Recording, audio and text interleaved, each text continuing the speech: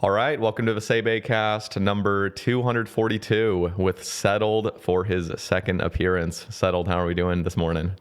How's it going? I'm good. It's been a very long time, what, 3 years since the last one? I don't even know. I didn't check. At the time we were recording, you had a big surprise that you couldn't leak, but you said like it was going to be a new series with the craziest idea you've ever thought of. And now that series that was mysterious to us is completed now. Yeah, So, wow, I forgot. yeah. Did I really say that on there? I didn't remember. I'm pretty sure. Now, to be fair, I didn't actually go and check back, but I'm pretty sure you said the next idea for a series is going to be Uh-huh. so crazy that it's just like it's so simple. It's going to be so fucking Yeah. simple, but it's going to be crazy. And I'm pretty sure that was nightmare mode. It must be it. Yeah, because Yeah. I did have when I was doing Tileman, because I think I was in the middle of Tileman when we last talked, and I did have had hung on to nightmare mode as an idea for a while. But yeah, it must have been it. That's so funny that I actually not only finished Tileman since then, but also nightmare mode, and yeah, it's crazy. Yeah, to an unbelievably successful series too. Do you ever feel like there's, because I mean, for you now, you're an established creator, and no matter what you make, you're gonna get hella views because it's a settled brand, series. But do you ever feel this? I mean, I'm assuming this has to be the case. Just this complete and total dominating pressure of like, okay, I have to somehow either do exactly what I did on the last series, like have it be that successful, or hopefully more successful than that. Is there just a lot of pressure these days to like upkeep the quality and upkeep the sort of creativeness? Like, how are you feeling as a creator, especially now where there really isn't something up in the air for us that we know is going to be? I mean, maybe you're brainstorming, maybe you're cooking in your mind of what's really to come next, but yeah, are you a bit nervous where you're at right now with all these successful series you've done? Because you have 4 successful series now, right, that are completed? Yeah, after I plan to release this big nightmare mode video, and then I'll have I think 30 something hours of watchable completed series content, something like that. Holy crap. And yeah, it's crazy because, well, first of all, to answer your question, definitely, I definitely do feel a lot of pressure when there's that's kind of why I have a second channel now. Is I post, I don't want to say slop on there necessarily, but it's kind of things for me that don't make the cut. And I feel like most things don't make the cut for me these days. And I definitely do feel that pressure, like with Tileman and Nightmare Mode specifically. I think it comes with just being like an ambitious person. When I make a new idea, I want it to be more successful than the previous idea.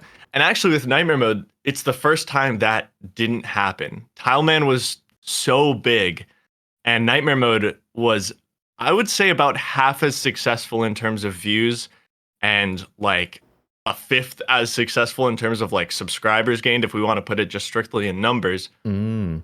And for me, I actually think feeling that for the first time, because I've always had this kind of even exponential progression through success in series. My original Maxed Ultimate did pretty well, and then I had Swampletics after it, and that blew me up as a creator. And then Tileman was somehow even better for my channel than Swampletics, which I thought that was when I finished that series, I'm like, all right, that was probably my peak. I'm gonna be honest. And the Nightmare Mode was the first time that actually dipped lower. So it was kind of a big deal for me, because I'm like, okay, what did I do wrong? I kind of miscalculated, because I thought the idea was so crazy. I thought, okay, well, if the ideas are getting crazier, then the views must go up with this. This must do even better. And I'm not saying I'm not grateful or anything. The series did insanely well. I'm still super happy with it. But it's more so just that comparative thing with being an ambitious person and wanting to do better each time. Dealing with that actually kind of burnt me out at the start of that series, because I went too hard. I decided okay, I'm going to post every Wednesday. I made it like a thing in the series. I was like, I'm gonna post every single Wednesday, as long as the account is alive, and I'll remake an account if it takes damage. And about like 9 episodes in, I'm like, wow, I'm actually already kind of like feeling burnt with like the pace of this. Like I didn't expect to like get tired so soon, and not of the idea. Like I actually loved playing the account and I loved making the videos, but I had to slow down like pretty quickly into it. And now that the series is over, which looking back on it, like it was stupid to feel any kind of like negative emotion toward it, like doing worse than Tileman, quote unquote. Because looking back on it, I love the series. I love how it came out, and I'm also very happy with how it performed. Like ultimately, my job is kind of paying attention to the numbers, and you can't like not pay attention to the numbers fully. But I'm very happy with how it did ultimately. That's like the fascinating part, because I feel like as a viewer, that is something that nobody's keeping track of. That's like a really just a creator focused thing of seeing all the analytics on your end, seeing how good they're doing in contrast to everything else. I mean, are you surprised that Tileman was the most successful beyond even Swampletics? Like, does that blow your mind? Thinking like, because that almost seems like that would have been kind of like a side project. I think, correct me if I'm wrong, but isn't that kind of how you were sort of seeing it? Like, nothing's going to rival Swampletics, but let's just do this fun idea. And then it ended up just surpassing all your expectations.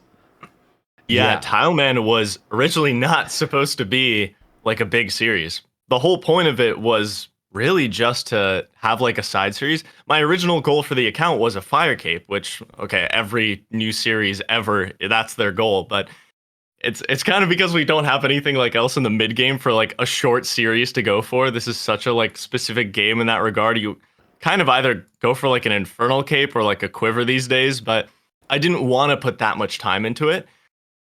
But that was a case of strictly, this is going viral, like beyond my like wildest dreams. Like I had no idea what to do with it, because I gained like 100,000 subscribers in just 1 month.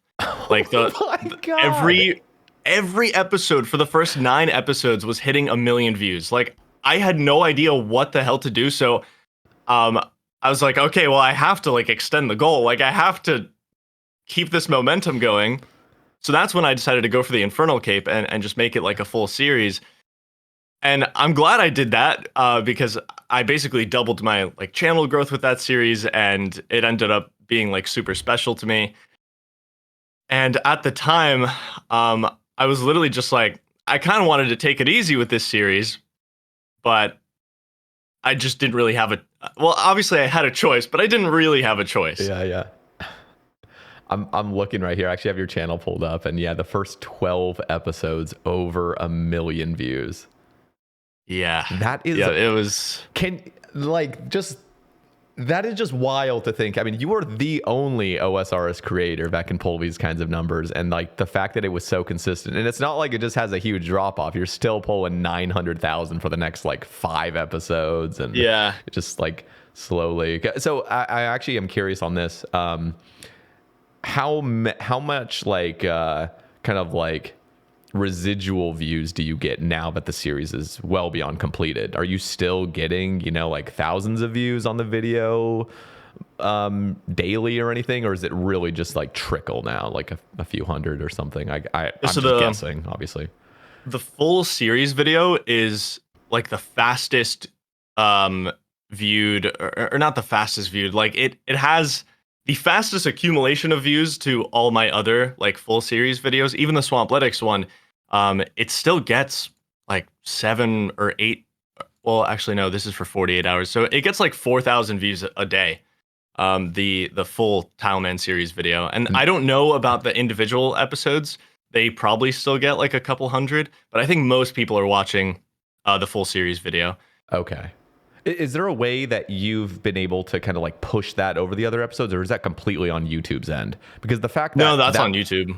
Okay, that full series episode, or the full series video with 11 hours, for those wondering, has 3.2 million views. What the fuck, dude? That Yeah, is and that's like that mind-boggling. happens so fast. And Tileman is just kind of like what you were saying. Like, well, were you surprised that it was like the best performing?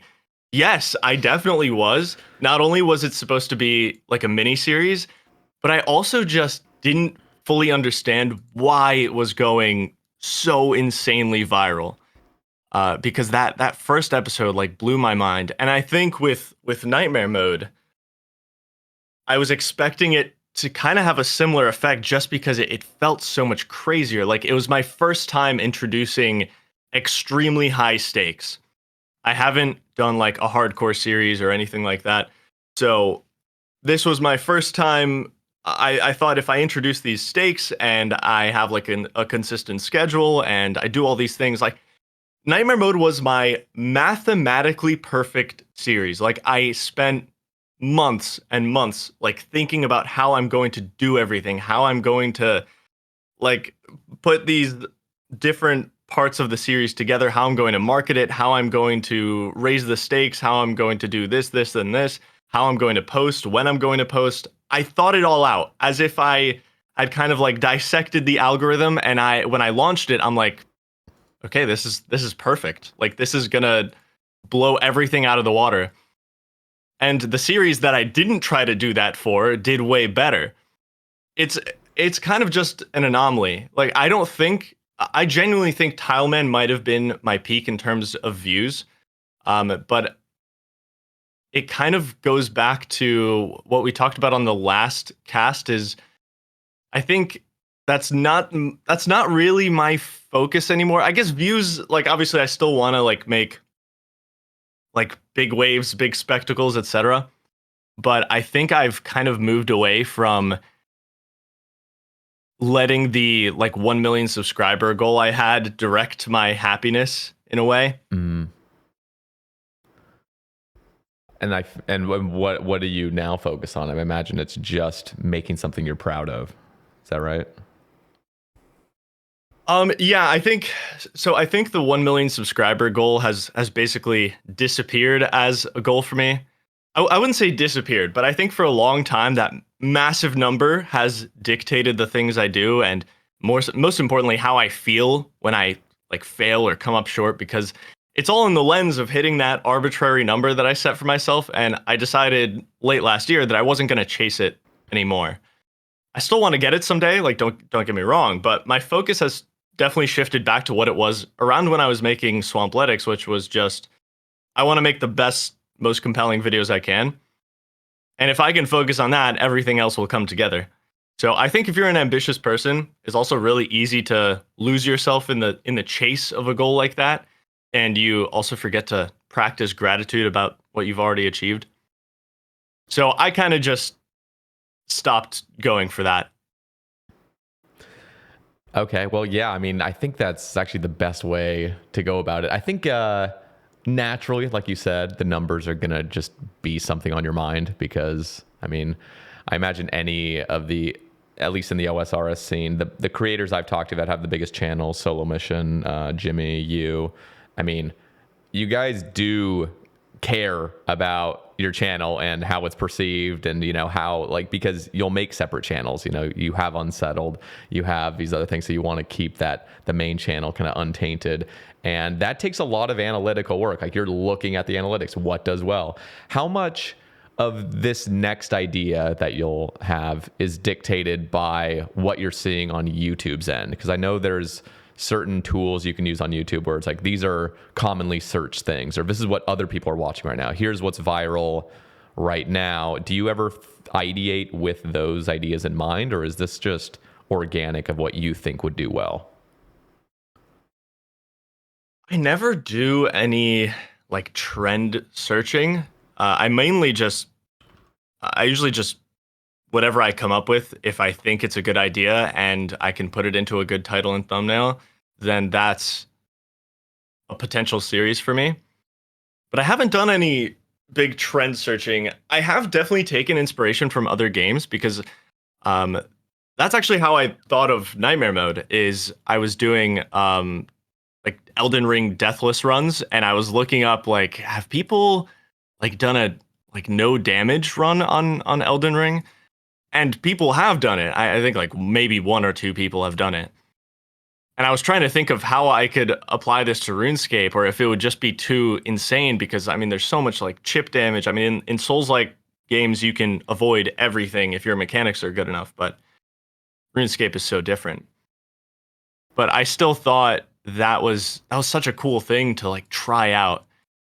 And I think there's so much inspiration in other games, probably games like Minecraft, honestly, because it is a true sandbox. There's so many successful video ideas that have been done in that game. I think a lot of them are transferable to RuneScape, especially with like RuneLite plugins these days. But for my next series, it's entirely just something I've thought of. I don't even know if I'm gonna do it yet. I have like something that's currently my like top contender. I'm not entirely sure if I'm gonna do it yet, but it's just something I came up with. So we'll see. And it's less like analytical. It's more so I think I would have I think I would have a lot of fun playing this. And I think it would do well. I don't know if it would do extremely well or anything, but I think it would do well.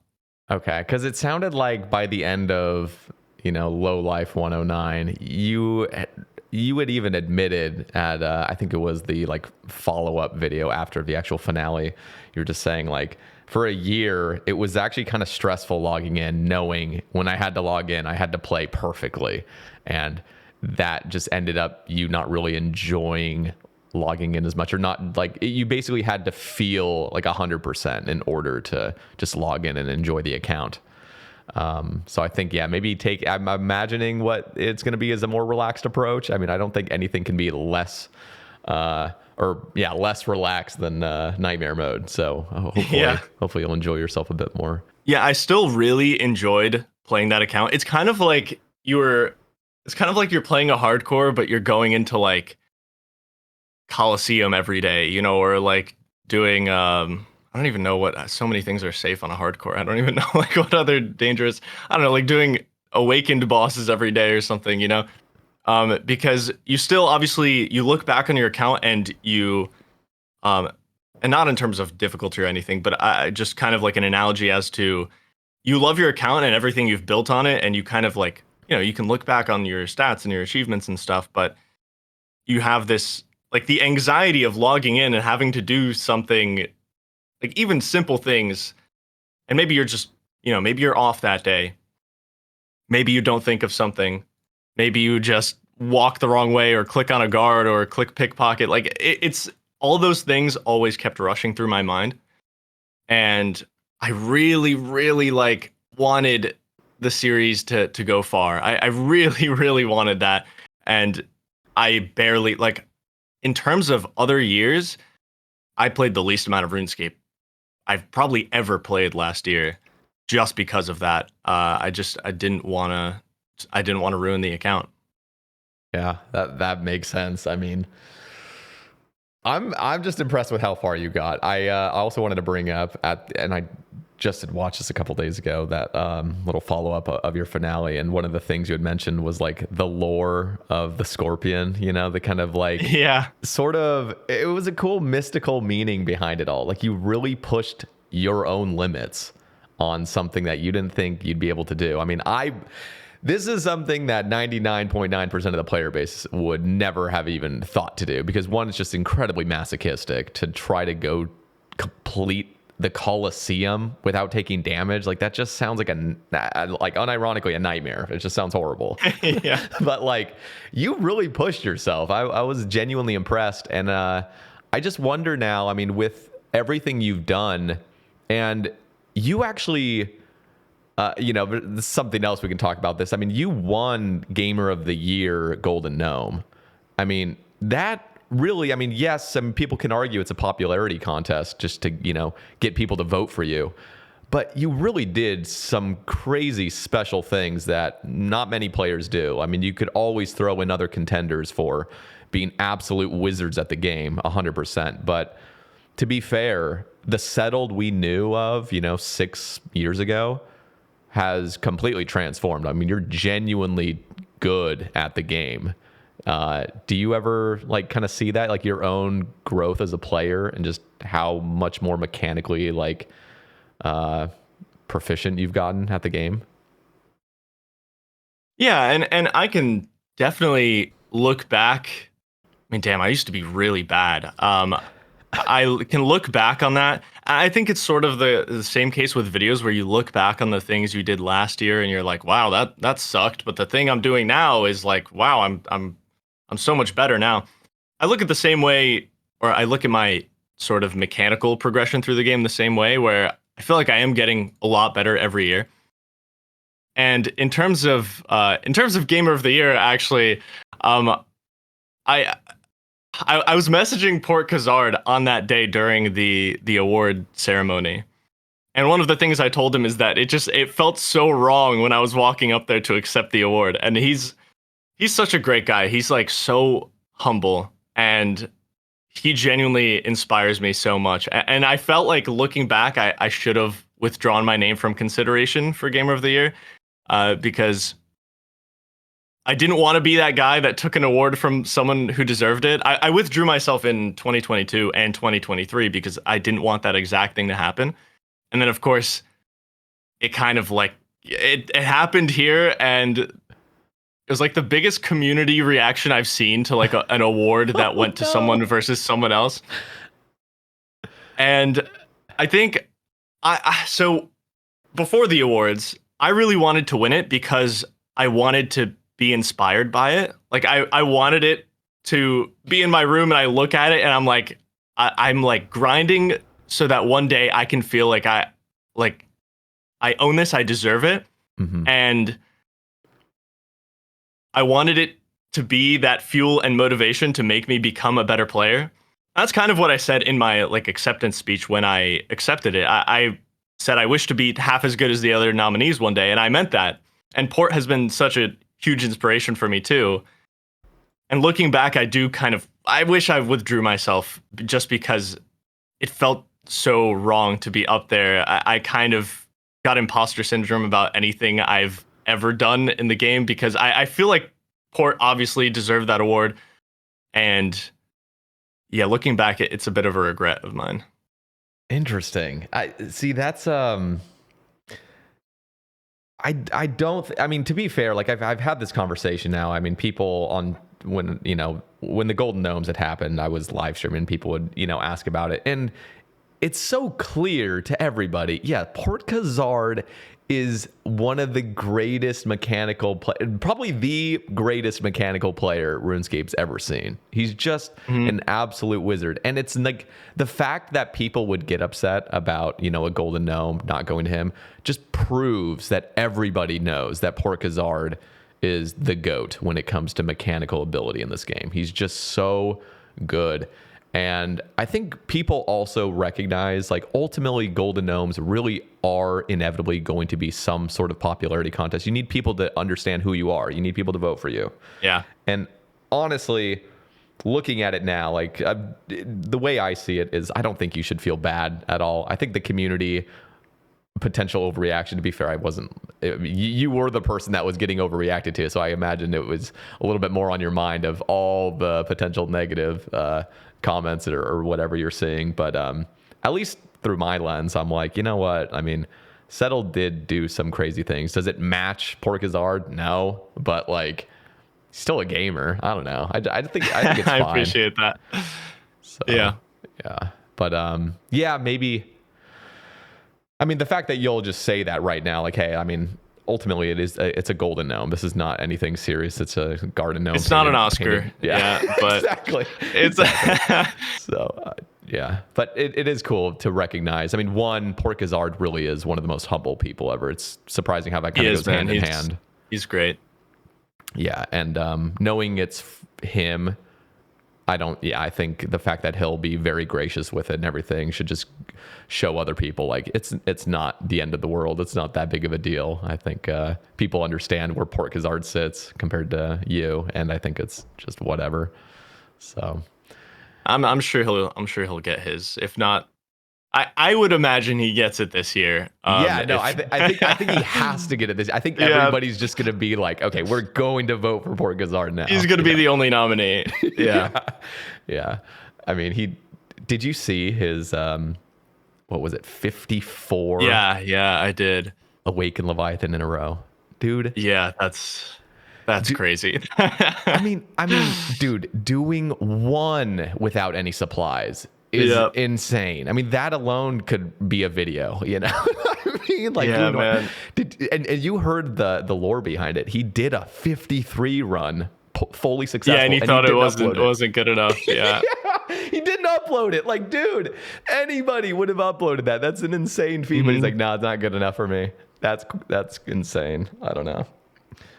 So Yeah, man. I was one thing I asked him is like, has if he's ever thought of like documenting the whole process, because I'm so curious personally how he like sets the goals, how he like works himself up to, learning how to do it, and like how long it took, all the failures. Like I'm personally super interested in that, because I think it would also work really well as kind of like a story. But I think he's so dedicated to these like insane, absolutely mind-boggling goals. Like I don't even know if he has time for that kind of stuff. But it's just, man, when I saw that, like I actually had to do a double take. The 54 in one inventory.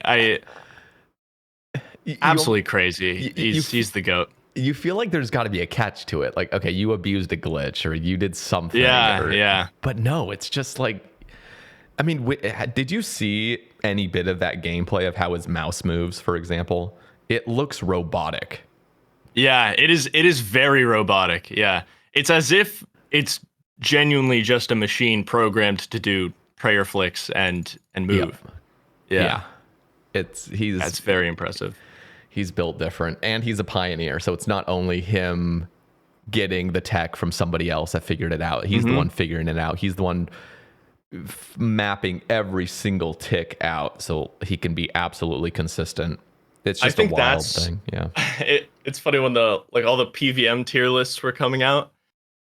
That for me is exactly what separates that S tier from the A tier line, is when you figure stuff out, when you're the one who, pioneers methods and stuff. I think that's what earns you S tier. I think anyone can look at a method and mechanically perfect it by just practicing over and over. But I do think it takes a special mind to pioneer and discover something in this game. Oh yeah.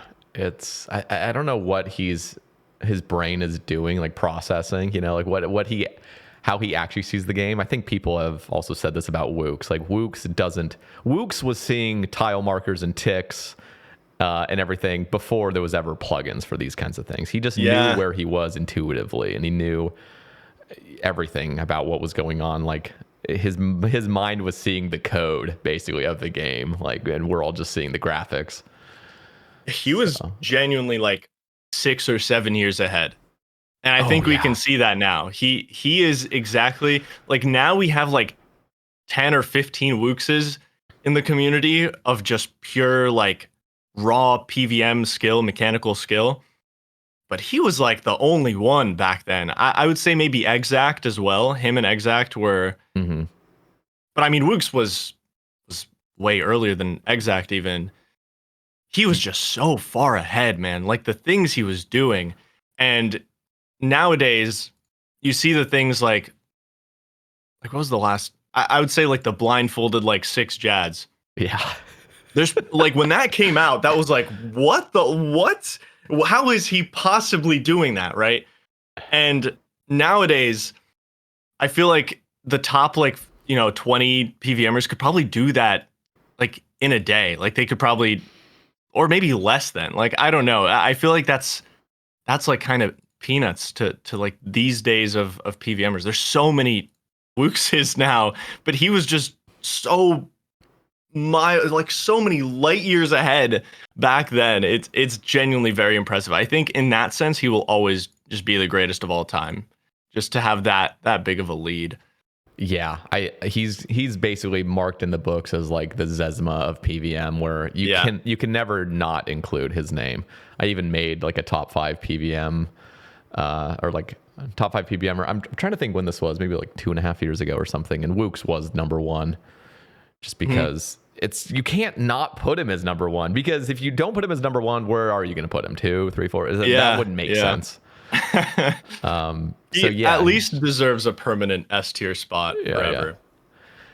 Dude, I'm pretty sure he was the second completion of the Colosseum. This dude doesn't even play RuneScape in his free time. Yeah. I mean, he just hops on when there's an update. And wait, was his completion, did he figure out, I think it was like some weird butterfly method with Soul. Yep. Just instantly just figures some crazy bug out. It's not even a bug. It's just actual part of the mechanics, but it was just deemed too easy. They had to patch it. The only that no one has completed the Colosseum in that way since that video. I think it was patched immediately after he did it, but it's so like that's another thing. Like he just found a method. He found a way to do it. I think that's so impressive.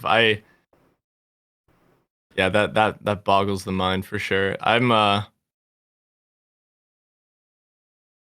don't know where I was going. I trailed off. You're right though. He's a beast, poor Khazard, and you're right about there being like 15 to 20 just absolute insane beasts at this game. I don't know if how often you watch Twitch or if you're following Noob Type. You've heard Noob Type though. He was the original person of doing the Awakened Leviathans.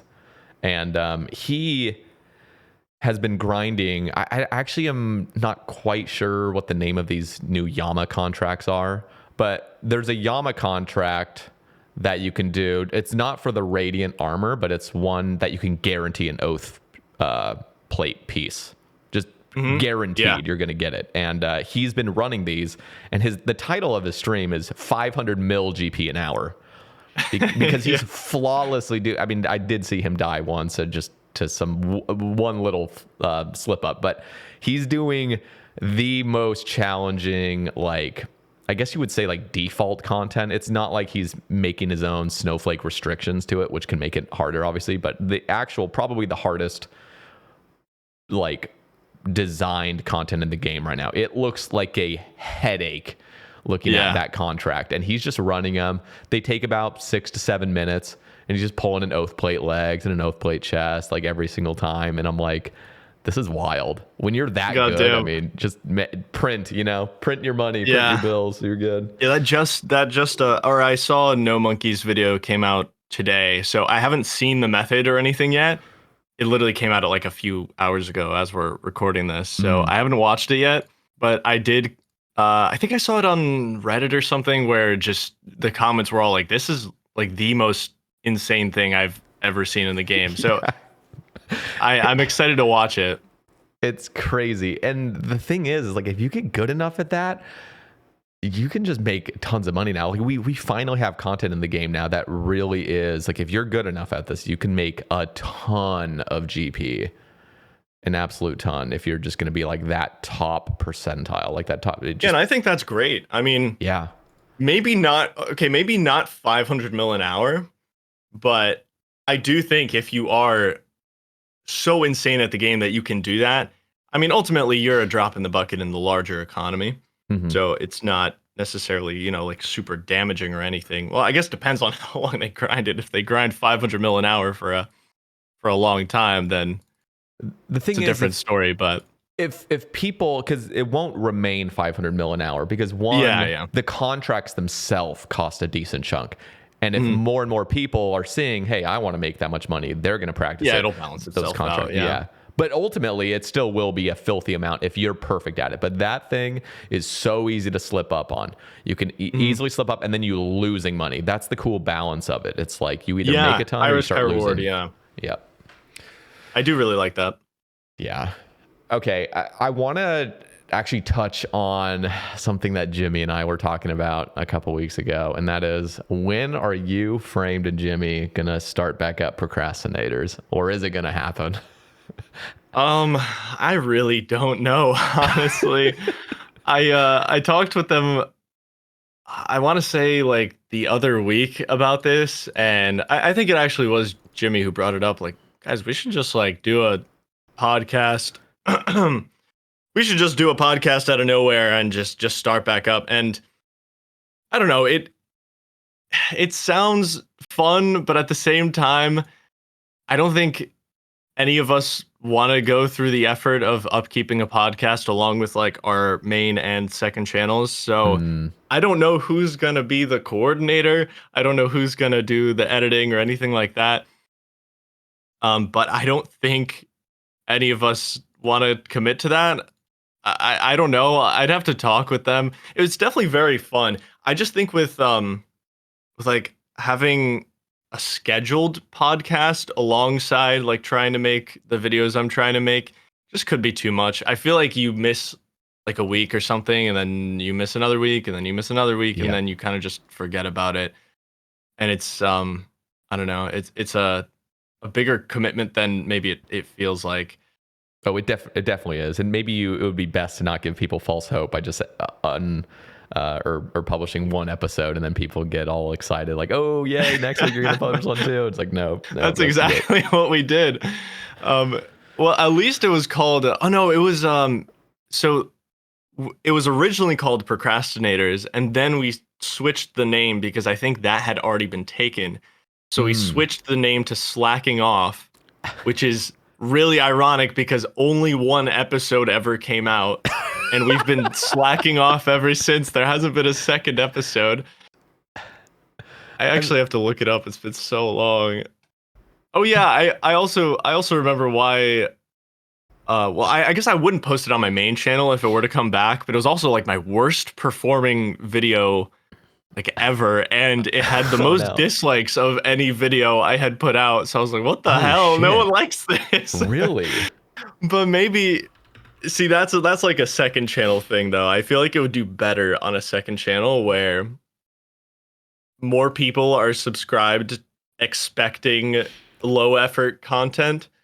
And on my main channel at the time, I think just anything that wasn't a Swampletics episode just got downvoted for me.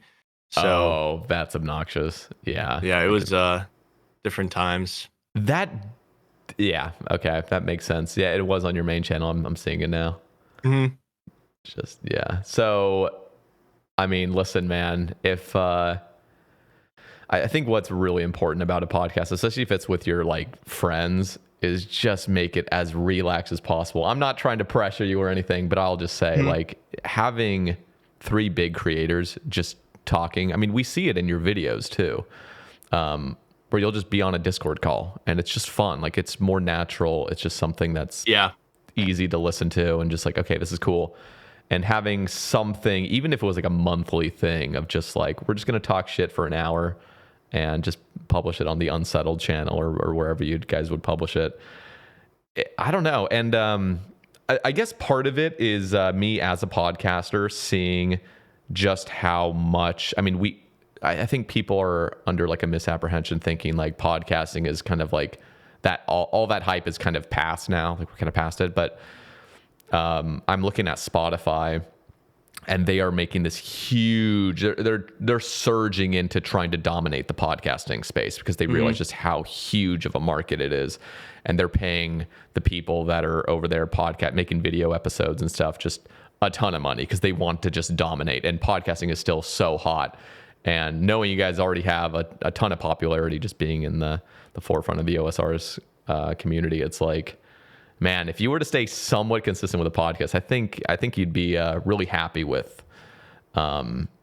staying somewhat, consistent with it, even if it was just like a monthly thing. So me as a podcaster, I'm just like, you know what?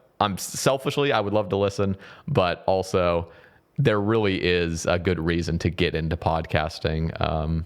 And like trying to keep it somewhat consistent. I was telling Jimmy off stream, I was like, you got to do this. And he was thinking like, well, if Settled and Framed aren't really down, I mean, maybe I'd do like my little solo thing or something like that. Cause he's definitely a lot more into that, I think. So, but yeah. It does seem like more his thing. I just felt like when he brought it up to me, I was like, don't you think we'd like run out of things to talk about? If it's like a RuneScape based podcast, it would definitely have to just be, like a normal conversation about, I guess, anything going on. But I was kind of thinking we'd probably run out of things to talk about like really fast. But I guess you haven't run out of things to talk about it. You've got 240 something episodes. So yeah, maybe there is an abundance of things to conversate about. it's just, I think it is just the undertaking of it. Like it's intimidating for me to start personally, so I Mm, wouldn't be the one in charge of it. I definitely don't want to give people false hope. I think the one way it could work is if we're literally in a just a Discord call and we're recording the call and then we listen back to it or something and we're like, you guys want to just post this? Like it literally, we didn't even think about recording a podcast. We're just recording a conversation that we're already having and it turns into an episode or something. I feel like that would be such a great low effort way to do it. yes. That would genuinely be good enough. Like it actually would. Yeah. And then you could just go in and edit out like any bit of, just random stuff or just, Yeah. it would be so easy. And I think that's really what people would want, is something that is just more laid back. Yeah, people want something in their ear. Like it actually, it always surprises me how much of my audience are just, they work 9 to 5s. They're a truck driver or they're doing something and they're just on the road and they need something to put in their ear. It does not matter what you're talking about. The amount of times I've brought up Fasani's nightmare as a topic on my podcast and people are like, there are easily 20 hours of me just talking about that over the course That's of so all the funny. episodes. And You people should just make a put it in their supercut of ear. that. Yeah, no, seriously. Just Actually, only Fasani's Nightmare Conversations posted. that would actually just be the most annoying audio file of all time, I think. You just hear me repeating myself and just saying it in like a different formula, kind of like a different That's so version funny. of words. You know what I am excited about, though, is potentially AI getting advanced enough where I could just ask like an AI assistant, just be like, hey, can you just go into all of my podcasts, however many there would be at the time, hundreds of them, and just find everywhere where we're talking about Raids 3, for example. And it would just compile it all. And just imagine the workload that's just completely off my shoulders. It's just like, it's been done. And now I can just make like these compilation episodes like immediately. That's what I'm looking forward to. That would be great. That is genuinely something I would love for AI to do, because that is something that, God, if I there's actually been multiple times like for the nightmare finale where I was trying to find like every close call or like every time I said this, and this, and I would have to like scroll through all my episodes and it would literally take me like 4 hours just to find like clips to compile for like a 7-second montage or something. I was like, damn, like this would be such a good thing for AI to do. And I also don't want to give anyone else that job because it's miserable. But you're absolutely right. That would be really cool. Yeah. Except it would have to be like trained on RuneScape footage for certain things, I guess. Like I don't know if an AI would be able to understand like what a close call is. I would have to tell it something else. Yeah, But I mean that's where we're at right now. Is like it feels like AI just wouldn't be able to recognize what we're even talking about. But I'm just thinking, if they get intelligent enough, where it really is dealing with a human on steroids, that where you could just have the full-on conversation, like, hey, like I have a bunch of files. You just explain exactly what's going on, and be like, I want you to look for things where I'm. And they're just so brilliant that they know exactly what you're talking about, and they go even above your expectations somehow. So magically, just they find everything you want. That would be cool. There's another thing that I'm waiting for AI to do, and have been for a long time now, and it's like 3 years ago, I recorded the final like escape room episode for like I did like 2 escape rooms on RuneScape with this escape room creator Glitch, and I did a third one, but I had like just reset my recording settings before it, and it was recorded in like 2000 bitrate. Oh, And the no. footage looks so bad, and I've just been waiting for like some kind of like AI upscaling, like somehow fix this footage, because it was such a good escape room. It was such a good recording. Like everything felt so perfect, and it just, the footage is ruined. And I've tried using like I think it's Topaz and like other like AI upscalers, but none of this stuff is trained on RuneScape footage, so it's not going to work. So it would have to be trained on RuneScape footage and then somehow fix it. I don't know if it's ever going to happen, but I still have the recording from like 3 years ago, just waiting to maybe one day publish it. I was thinking about maybe putting it on a second channel just as is, and then people can kind of understand, well, this is a second channel. Of course the video looks like shit, you know? Yeah, I mean, that's also a great thing to publish to like a Patreon. You know what I mean? Like this is like really, really bonus content. And like I don't even want the general public to see because they'll just flame it. You know? Yeah. So that's the kind of content you got to put over there. Yeah, I mean, who knows, man? Or it's just I can't even. I would want to say, oh yeah, like the world's not going to look that much different in 10 years, but I'm pretty sure it's going to look wildly different, at least in the technological scene, especially with AI. So that's what I'm holding on to hope for. Technology is just going to keep going on this exponential uptrend for a while. I guess we'll see. I don't know. Maybe we hit a wall or something, but yeah, it doesn't look likely. It looks like we really are. I mean, I've definitely heard the arguments. Like my brother-in-law is into like coding and stuff, and he's kind of up to date with what's going on in AI. And he's like, you know what? I think there's a lot of too big of estimations of where AI is and where it can get. And I think he's a lot more like tame with his views. He's like, I don't think it's going to get anywhere close to like what we would consider AGI anytime soon, where it's genuinely like a superhuman. Yeah, I definitely don't expect that anytime soon. Yeah. But who knows? I mean, technological leaps happen pretty quickly. So now I want to talk actually, and this might be, I want to almost think this might somehow be tied into a new series of yours. So if you can't share too much, that's all right. But Sailing is coming out later this year. And you just know for a fact that so many creators are going to make sailing only accounts. Yeah. And sailing only. So I'm just curious, is there anything you can share? Are you planning on getting on that hype train? I mean, you'll be leading the hype train. You'll be leading the hype boat, I should say. It's not even a train. I can say that my next, at least my top contender for a next series does not involve sailing in any way. I will definitely try sailing out when it comes. I think I might actually be in the minority of people. I feel like every time I look at any post on anything related to sailing, it's just nothing but hate and get rid of this, no one wants this, etc.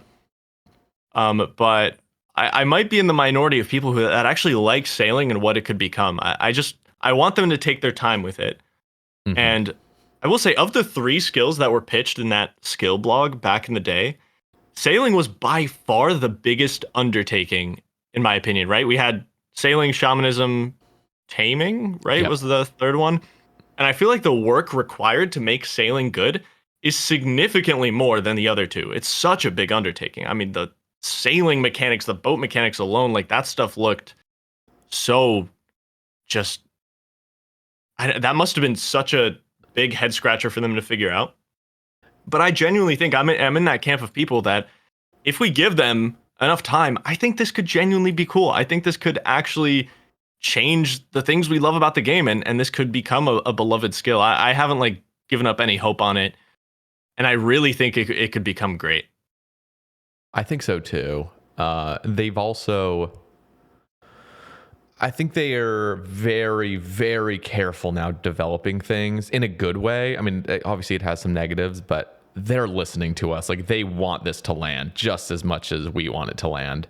And Definitely. there definitely is a split in the community where people are just so heavily against it. And then there's the people that will endlessly defend it, and they'll defend anything that's even like objectively bad about the skill. But really, I like the people that are just more level-headed. I mean, even Jimmy was talking about it. Like Jimmy leans more on it, you know, he would have preferred it to be like a mini game kind of.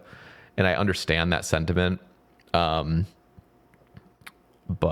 yeah, I think there is so much good that can come from it. The thing I guess I worry about most, and not to like be a doomsayer or anything, but it just feels like the best parts of sailing are things that have nothing to do with sailing. It's the exploration of new islands. It's the new monsters. Right. It's the new skilling methods that are unrelated to sailing. That's the stuff that I'm looking forward to most. But if they somehow can make being on the water feel as good as possible, that's my biggest contention with it currently, is when I played the alpha. And in fact, I'm going to ask you right after I say this if you messed with the alpha at all. Did you actually make a video on that? I know Jimmy did. No, I didn't.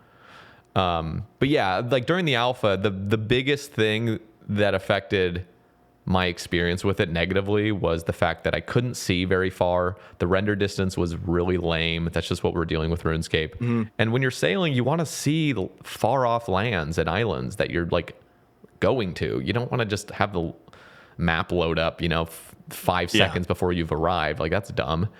And then the boats just felt incredibly slow. But they've talked about it. I've talked to the JMods, and they're like, boat speed really isn't an issue. We can speed them up to, if we wanted, 10 tiles a tick. I mean, they could go that fast. Which I'm like, you'll be just like actually hovering through islands if you're going that fast. But they're like, that's not really a problem. We want to make it feel good. But I'm like, yeah, make the boats go fast, or fast enough to make it feel like you're just zooming, and then just expand that render distance. God, the amount of game-breaking bugs that are going to happen on sailing release day. Yeah. Oh boy. But no, I think. Well, I was going to make this comparison earlier when you said like the most fun parts of sailing are, is not the sailing part.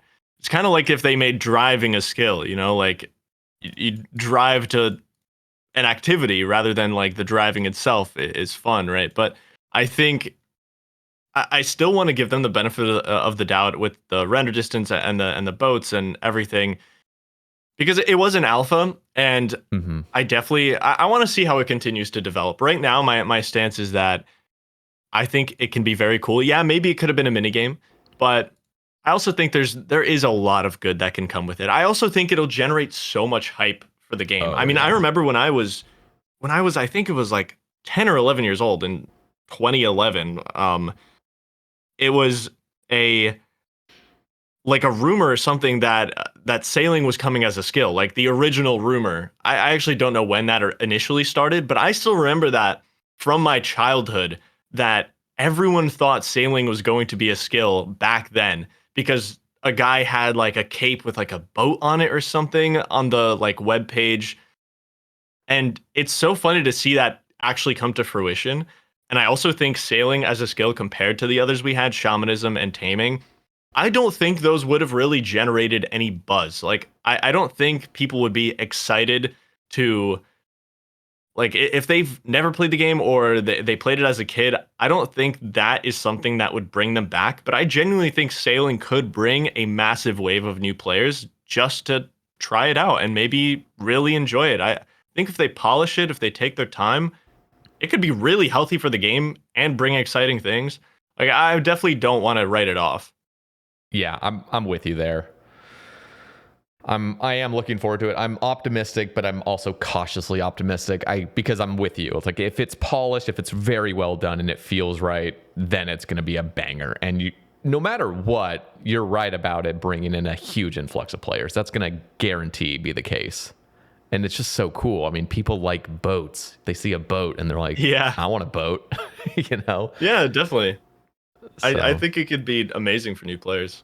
I don't know if you heard the news, but Project Xanerus has been indefinitely paused. So it doesn't look like we're going to be getting a Project Xanerus. Yeah. What are your thoughts on that?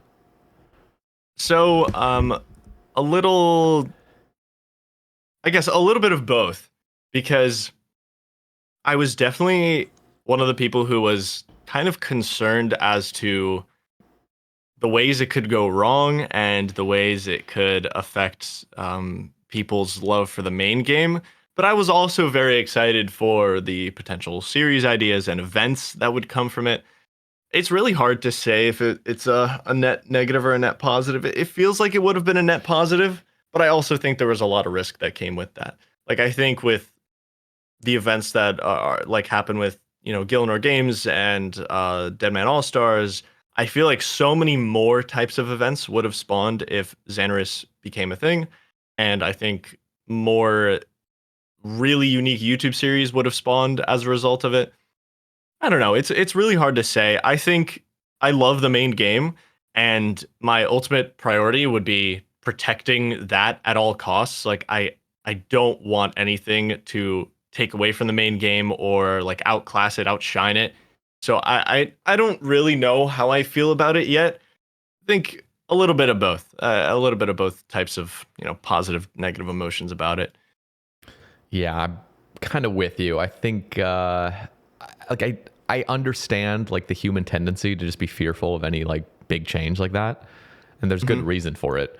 But that was my first feeling toward Project Xanaris. It was just like this element of fear, like, oh no, this might be the end. Like this might be the end of like RuneScape as we traditionally see it. And people would just start diversifying into all these little sandboxes and stuff, which could be, like you said, potentially a net positive. So I remained pretty neutral.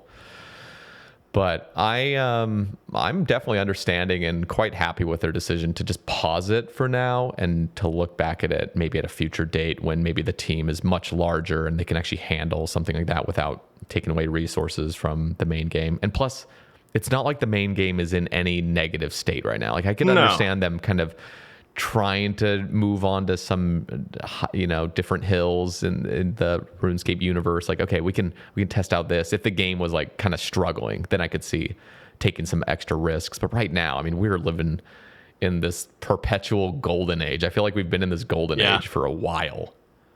Yeah, definitely. I think you're absolutely right. Like, if it's ever needed, that is the perfect Hail Mary for management to take to revive the game, because it absolutely would do that. But yeah, I think it is a sense of like, is the risk to reward there? Like potentially, splitting the communities and just having people. I mean, it's essentially, like infinite private servers, like the thing that has been like not allowed for so long. You're kind of like bringing in and making it official, but there's just so many unforeseen factors as to how it could all play out that I was definitely like when they called me to like talk about it, that's like the first thing I told them is like I'm kind of scared of this. And I I don't know, I kind of leaning like more, okay, well at least we don't have to worry about anything getting ruined right now. And like if they want to revisit it at a future date, get more I don't know, think about it more, have a bigger team. I agree. I don't think it's like the end of the world that it's not coming. And I think it could have been a big risk if it did come. So we don't really have to worry about that now, at least. But yeah, I'm definitely a little sad that we can't do like some goofy events, but we can live without that. It does sound like they're actually going to give creators a little bit more tools. I mean, they're obviously giving Solo Mission a whole Dead Man Mode All Stars to run with, which is just so good. Like, thank you, Jagex. Like, that's exactly what we want. Dead Man Mode All Stars right now is the hottest thing ever, and it's so popular, and it's player run, it's player designed and everything. And Jagex is like, here, we're going to give you all the tools that you guys need to make this as successful as possible. And I think that's the way to go about it right now. I also wanted to just mention, I mean, obviously we know, but having releasing a new skill on top of a Project Xanaris all at once is going to be just overwhelming. Like, nope. Yeah, that actually probably, I didn't even think about that, but you're totally right. That almost definitely would have been too much. Yeah, it would have. I agree. I think it's for the best. But you're absolutely right. I think the great part of the whole Xanaris thing is it did make them more willing to give like big creators tools to run events. I think it's so healthy for the game to have events like this, like All Stars, and I guess I don't think Gildar Games is technically like an event. It's still more of a show because it's not live streamed, but it's still one of those things that brings the community together. Like the best parts to be, or the best times to be in the community is when we're all talking about the same thing. Like that's so fun when we all can discuss an event or how something went or something that's going on. Like that's great. And I think we need more of that kind of stuff. I think Xanaris would have given creators different types of events to do, but I love the direction that has taken the last like 2 years with, I mean, it's really like Solo Mission with All Stars kind of made the first like really popular live event since, I don't even know, I don't think there was anything before that that I can think of. Yeah, Dead not Man Mansions, maybe yeah, that in was like Jagex run. 2017. Yeah, that was Jagex run. But that's like the last thing I remember like tuning into a live stream for like a ton of creators doing the same thing like day after day. So I think it is yeah, I'm so glad that there's at least tools in place for that. I know like Soup was trying to get like his own world for Gilnor Games for so long, and it just wasn't happening.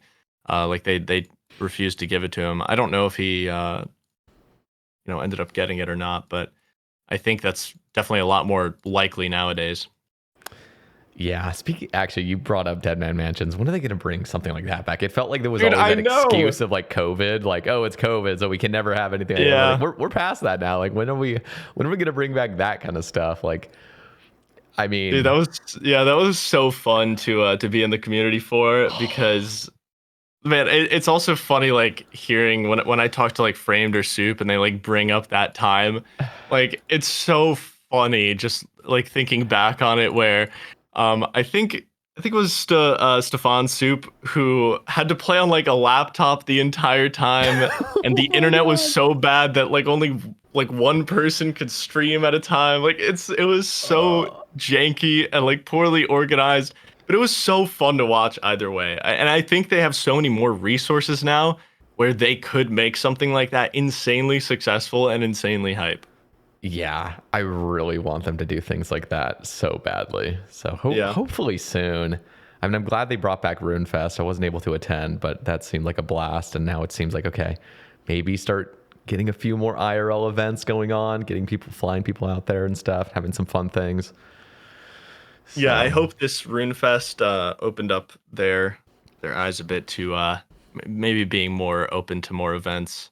yeah, that would be dope. Okay, this is actually something I wanted to talk about a little bit earlier on, but I had missed it. Was Tileman 2? This is the unsettled video that you had made. Which, by the way, I mean, this is your secondary channel, still popping off. I mean, that video. If Yeah. you would just post that to your main channel, it probably would have gotten like a million views. I would imagine. I Just don't know, maybe, but I didn't see. That's the thing with it though. I really didn't think it was main channel worthy, um, and yeah, I mean it's on my slop channel. It's crazy to see it get that many views because I mean I put it together in like I don't know like less than a day, and a video is never that fast for me to make. But usually like every video on that channel probably takes me about a day to make at most, which is really nice. I love having a channel like that where I can just not even think about it. Although recently, just because of how I am as a person, I started to care again, which I hate. Like I started to care oh about like if the video is good or not. Like even though I'm supposed to just not care, I ended up editing that Tileman 2 video way more than I was like planning to. Like, oh, I gotta explain like all the different shops in the Grand Tree, and I gotta explain this like tile thing and how many tiles I need to get here, and like I have to record B-roll. And I made that channel specifically so that I could not put effort into the videos I post on there. But I've gotten back into this mode where like, okay, but 200,000 people are watching this. I can't not put any effort into it. yeah. You need a So slop channel of the slop channel now. yeah, I When you need. get, yeah, just well, Yeah, what would be beyond unsettled? I mean, I was actually thinking about yeah, that. I don't know. Unsettled too, I guess. Like Unsettled plus. But yeah, it's still cool to have that channel. I mean, Tileman 2 it's really just I wanted to the real point of that video was to hopefully get a bunch of comments for like series ideas, and I was going to make a main channel video that's literally just trying your horrible Iron Man ideas. And I was just going to do like 30 different ideas because there's some good ideas in there, but some people suggest like the craziest shit. And I just wanted to make a video like if I see an idea in there that's like no one would ever do this, I was just going to do that and do it like 10 times over. Like play every idea for like let's say 10, 15 hours and just make a video out of it. And I think I am going to do that. So that's kind of the point of that Tileman 2 videos just to get people thinking, and also just a goofy little video. Like I played the account for like maybe 12 hours, and I don't know, I just had some fun with it. Definitely didn't plan to make a series out of it. Even if it popped off, I don't think I would have made a series out of it. But it was just something fun to do. Yeah, it was cool. It was just, and knowing, I think, I mean, to be fair, your audience really does love series and following episode by episode by episode, but there probably is a subsection of your audience that probably just likes the one-off video of like, oh, I can just watch this and not have to commit to anything. Yeah. So I enjoyed it. I actually didn't read any of the comments though. So can you share some of the craziest ideas you've seen so far, or something that you might? I haven't even looked yet, honestly. Oh, okay. Okay. I like hearted a couple comments, but I haven't gone in. There's so many comments. There's 1,300 comments on the video. So I literally have to, if I want to write down ideas, I have to sit down for probably like 4 hours just to do that. So I haven't gotten to do that yet, but I definitely will. If anyone is watching this who has a terrible idea for me or good idea, I mean, I'm taking any kind of idea, like, no judgments or anything. I am looking for any type of account to try. I kind of just want to try playing the game in like a ton of different ways, and hoping that gives me insights and creativity to do my next like big series idea, or maybe my next big series idea is in that comment section and I don't know it yet. We'll see. Yeah, no, I mean, that would be pretty cool, especially the person that does, come up with that idea. Give a little bit of credit to him and be like, yeah, of course. That would be, you know what? I'm not gonna lie though. Even a series that completely goes off the beaten path that we know of something that you would create is really just imagine a series that's like a 10-episode series where every single account is a different one and somehow it ties it together. I don't know how that would possibly tie together, but every single episode is a different thing entirely. Like that would be amazing to watch just as a kind of like a standalone series. Yeah. I've definitely thought of doing that before. Kind of like Black Mirror, where every episode is different, and I've thought about doing that. The main thing that stopped me in the past was that these big series that I do, they drove a lot of subscriber growth because people subscribe because they want to see the continuation of an account, right? And now that I'm not so much focused on that, and if I have some good ideas, I'm definitely more open to doing one-off ideas and just trying a whole bunch of different things. So I might actually try something like that. But I also really enjoy, like, the reason that I've done so many big series is I also really enjoy building up an account, just like you do with, like, you started a new Iron Man, and like I love building up accounts. I love playing accounts for years, and that's kind of why I've always done like serialized content. But when I just finish like a new series, I think it actually is nice to just not commit to anything for a while and try new things. So that's definitely like where I'm leaning. You know what? I need to cross this by you as well, just because I have you for a couple hours. So listen, you're a great storyteller. And one of the things I actually liked was you kind of slipping in an Easter egg. I mean, going back to like the scorpion lore that you had kind of mentioned, the finale, and like you slipped in a scorpion in the footage, of a scorpion watching. And that's really cool because, you go back to these amazing like real series like Breaking Bad and stuff, and you rewatch it, and you'll notice little things like, oh my God, like I didn't even notice that the first, 3 watch throughs I had, and like look at that Easter egg that's in like, season 1 that somehow ties in later. And I wonder, like, have you ever had that desire to make such a crazy story where it's so well thought out and you have it all mapped out, and somehow there's Easter eggs from like episode 1, 2, and 3 that end up making, like, somehow tying into like the end? Like, are you a person like that loves those really in-depth storytelling, like, arcs where it's just you want everything to somehow tie in, and like the rewatching is actually part of the enjoyment? I mean, this is something where you have to just be a brilliant story writer in order to create something like that has that replay value. But I wonder, like, have you ever considered making a series that's that in depth? Yeah, I think that's actually like the dream. Like I really want to do something like that. I think the Easter egg is kind of part of it. I mean, I feel like I've grown so much as a content creator slash storyteller. I didn't even like really consider myself a storyteller until other people started calling me that during Swampletics, and I just thought like I'm just making like some goofy videos, but I kind of like fell more and more into that role and started to take it more and more seriously as time went on. And especially in like finale videos, like I try my best to tie everything up. Like every loose end throughout the series, I try to like tie it up. I want connections. I want like Easter eggs when I can do them. I'm more aware of that kind of stuff.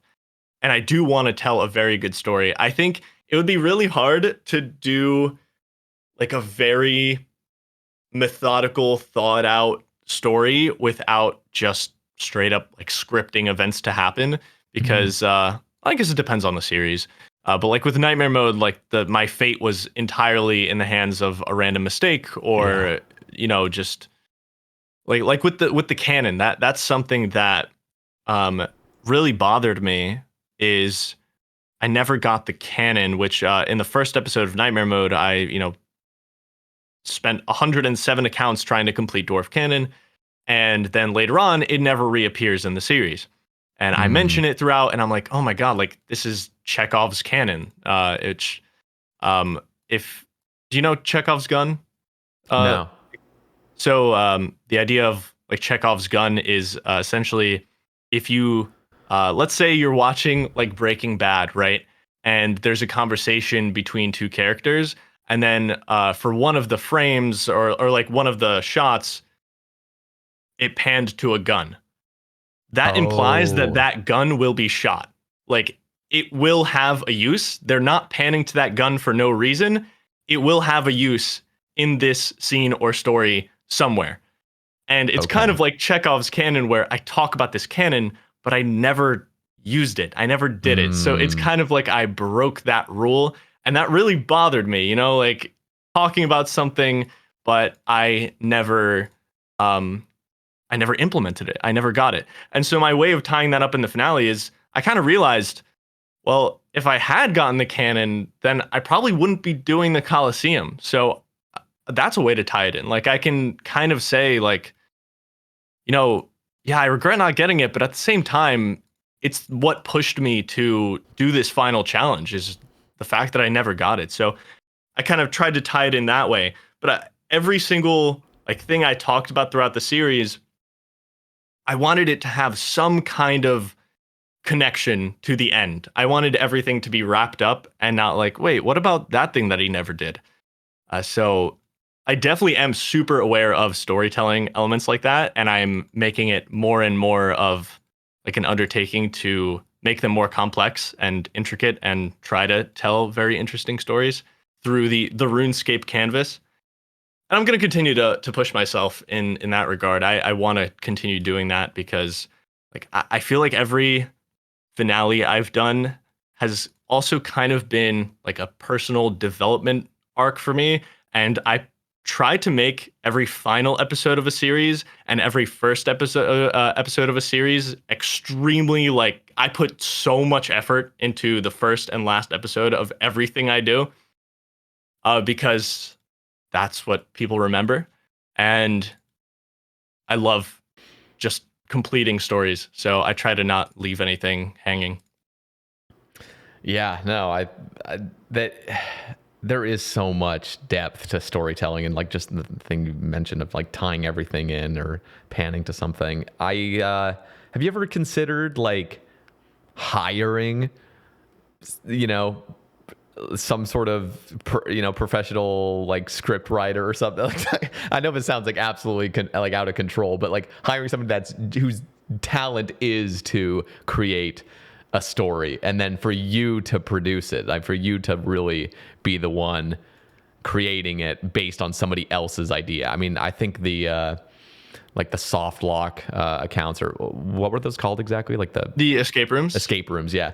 Like those, I mean, it wasn't even your setup. This is somebody else that's doing it, and you're now playing it through, and it's amazing because it's, you know, settled doing it, but it's an idea that was just so brilliantly well thought out, and, you know, you get to execute on it. I just think with the storytelling, I think there is an element of getting other people involved and creating something that's like, okay, this is going to have so many twists, because I think that's the best part of movies and shows is when there's just twist after twist after twist. And it's like, I don't know how the hell you could do that in RuneScape and make it somewhat organic. I think you'd actually have to go outside of what we know and really actually script something. So it might be a little bit like uncanny for people because they're so used to just having a normal like RuneScape playthrough. But if it really was scripted somehow, I think that could be quite interesting, having some twists. Yeah, I mean, I think the beauty and also the very fun part of creating stories with these RuneScape accounts is that it's all like organic gameplay, and it's kind of like a challenge to create, you know, meaning out of it. Whereas, see, I don't know if scripted content, at least if it's obviously scripted, like if I'm scripting events to happen, I feel like the audience wouldn't like that as much. And I also, I don't know how I'd feel about like not admitting that it's scripted. Like, I feel like I would want, you don't I don't want to admit it. You just have to admit it. That's the thing is I wouldn't want to like deceive people if something isn't organic. And I feel like it would also be a lot of work scripting events to happen too. Like that actually would be a big undertaking as well. And I don't know, I really love just trying to create a story with what I've got. I think Nightmare Mode was like the biggest challenge in that because like I really had no idea how the series was going to end for so long. And like when it did end, I was like, okay, well, what the hell do I do now? Like I died on, oh shit. Well, okay, spoilers if you haven't seen it, but I did take damage. But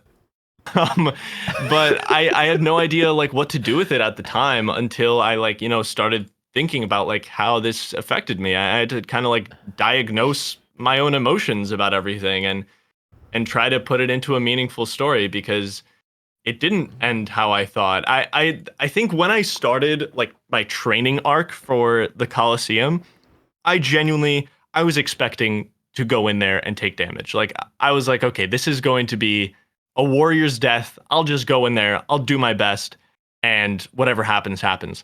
But at a certain point, when I was actually starting to get full 0 damage clears on my main account, I'm like, oh my god, I could actually do this. Like this could be like one of the coolest accounts ever made, and I genuinely think I can do it. So I think the most damaging thing to me was the hope, because damn, like I really thought I could do it. And I was so devastated when I didn't. And I had to, you know, turn that into something, you know, meaningful. It ended up just perfect, though. I think it was just because it was so flawed. happy with it. Yeah, and you totally acknowledge it too. I think it was just great. It didn't have that perfect ending that you would have wanted, but it ended up being like still having all that meaning behind it as well. So.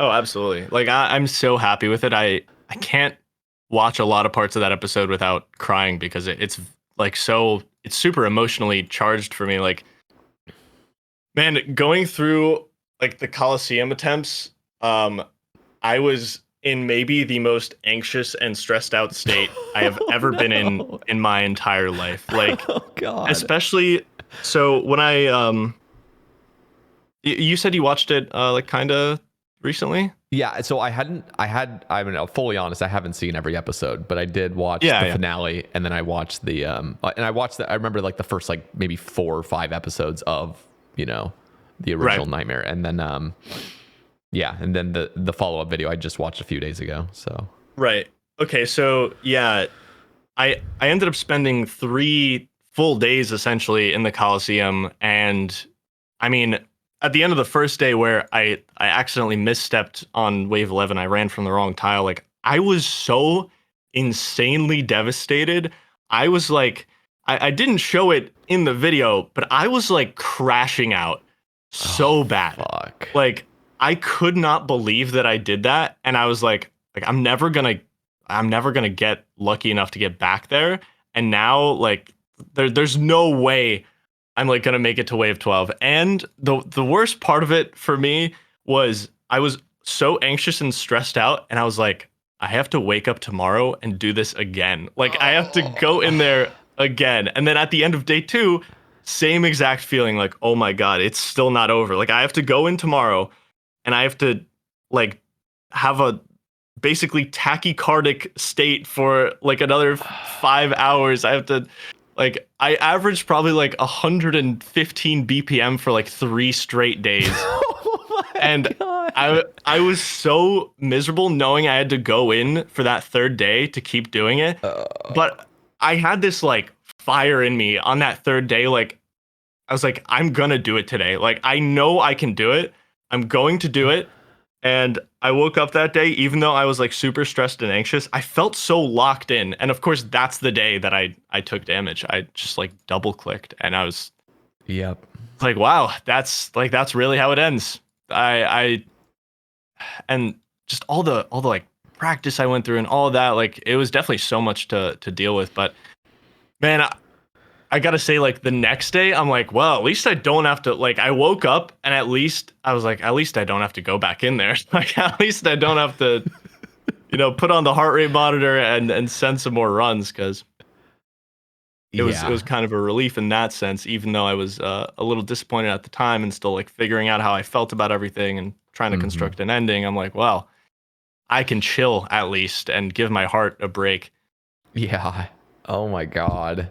Dude, that is when you know this game is much more impactful than I think people, maybe an average person, would give it credit for. I mean, even the Inferno. The Inferno was like the staple of, this is going to stress you out in real life going for this cape. Like when you Yeah. die, it is devastating.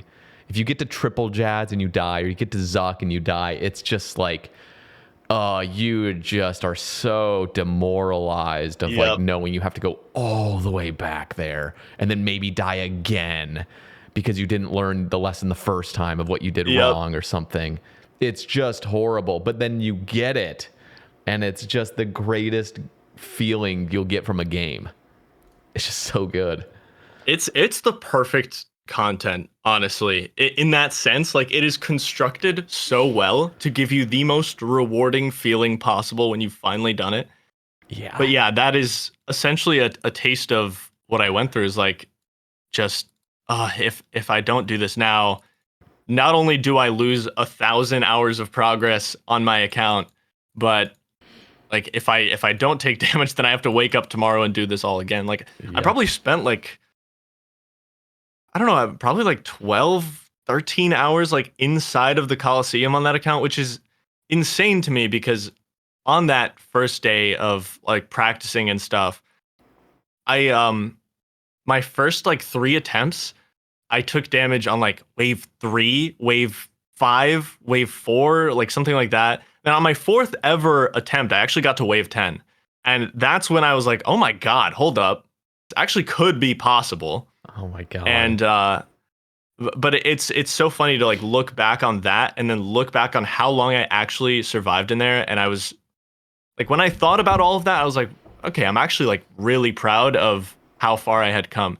I think the fact that I was disappointed at first said a lot about how far I had progressed as a player and stuff. And like I actually had a bit of like Stockholm syndrome with the Coliseum, because after I died, I was back in the Coliseum 2 days later on my main account, just running it for fun. Like I was just doing Wow. attempt after attempt. Like I had spent after, I don't know, I had spent over a month doing like the practice runs, and then 3 insanely stressful days on the nightmare account doing it, and then 2 days later I was back in there just doing it for fun. And I had no idea why, but it was just something like I was in a conversation with like Framed and Soup, and we were just like talking about stuff, and I had noticed that I had completed like 3 runs without like even thinking about it. Like I was just on complete autopilot. Like while I was in a conversation, I was like, I'm just like kind of relaxed. Like I'm kind of, it was so much fun to actually do it when I could take damage. And I don't know, it just ended up being like something to do. I don't know. That's hilarious. It's you know what, this is just selfish. I would love it if you were to kind of go back to the roots of, Swampletics was really just area restriction. That's all it was. It was just very basic, not much to explain. And with Varlamore 3 coming out to fully complete Varlamore, I mean, 100% there's going to be a bunch of people making series. There already are Varlamore only accounts, but with the full area complete, I think a classic, like, settled series that really is no restrictions other than just have fun in Varlamore and make an account that looks awesome, and knowing that the hardest thing in there really is the Colosseum and then the Delve boss that's going to be coming. Yeah. I think that would just be such a fun series that's so much more laid back. We'd see what path you would take, and it could just be anything. You got everything in there. You got Hunter Rumors, you got Moons, you got all this cool stuff. And just it would just be like a classic throwback to the old Swampletics days. I think that would just be so fun. Yeah, Varlamore really does have so much content nowadays. So much. It's insane how well that area has developed. And I'd be lying if I said I haven't thought about it. Especially like I uploaded the video after the Nightmare Mode finale, and I ended it by saying for my next series, I'm like kind of going back to my roots and stuff. And I was thinking about some area locks, and I was like, if I were to do an area lock, I would probably do it in Varlamore, because there's just so much to do there. But at the same time, like one of these things that I've always abided by, is that I want to always do something that hasn't been done. And unfortunately, that has completely passed for area locks. Like, there's no way you're going to do an area lock that hasn't been done at this point. Yeah. I would even go as far as to say you probably can't even do like a chunk account that hasn't been done at this point. I don't think you can. So there's so few options when it comes to being a trailblazer for something like that now. So if I did do an area lock, it would have to just be like, well, so many people have done this, but now I'm doing it. And I don't know if I could, I don't know if I'd be happy with that. I don't know if I would maybe regret that, because it does sound fun, but also like I do want people to like enjoy it and think of it as like a really cool, unique idea. I don't know if it has that spark. That's a good point. And it feels like the people Delve now boss will be cool. Yeah, people do now expect that from you, of something like different. That's still simple but different. Nobody's done before. Yeah, Swampletics. I mean, was Swampletics? I never remember. I mean, I think I talked to Verf maybe about it, and there was like the original area only. It was in Karamja, I'm pretty sure.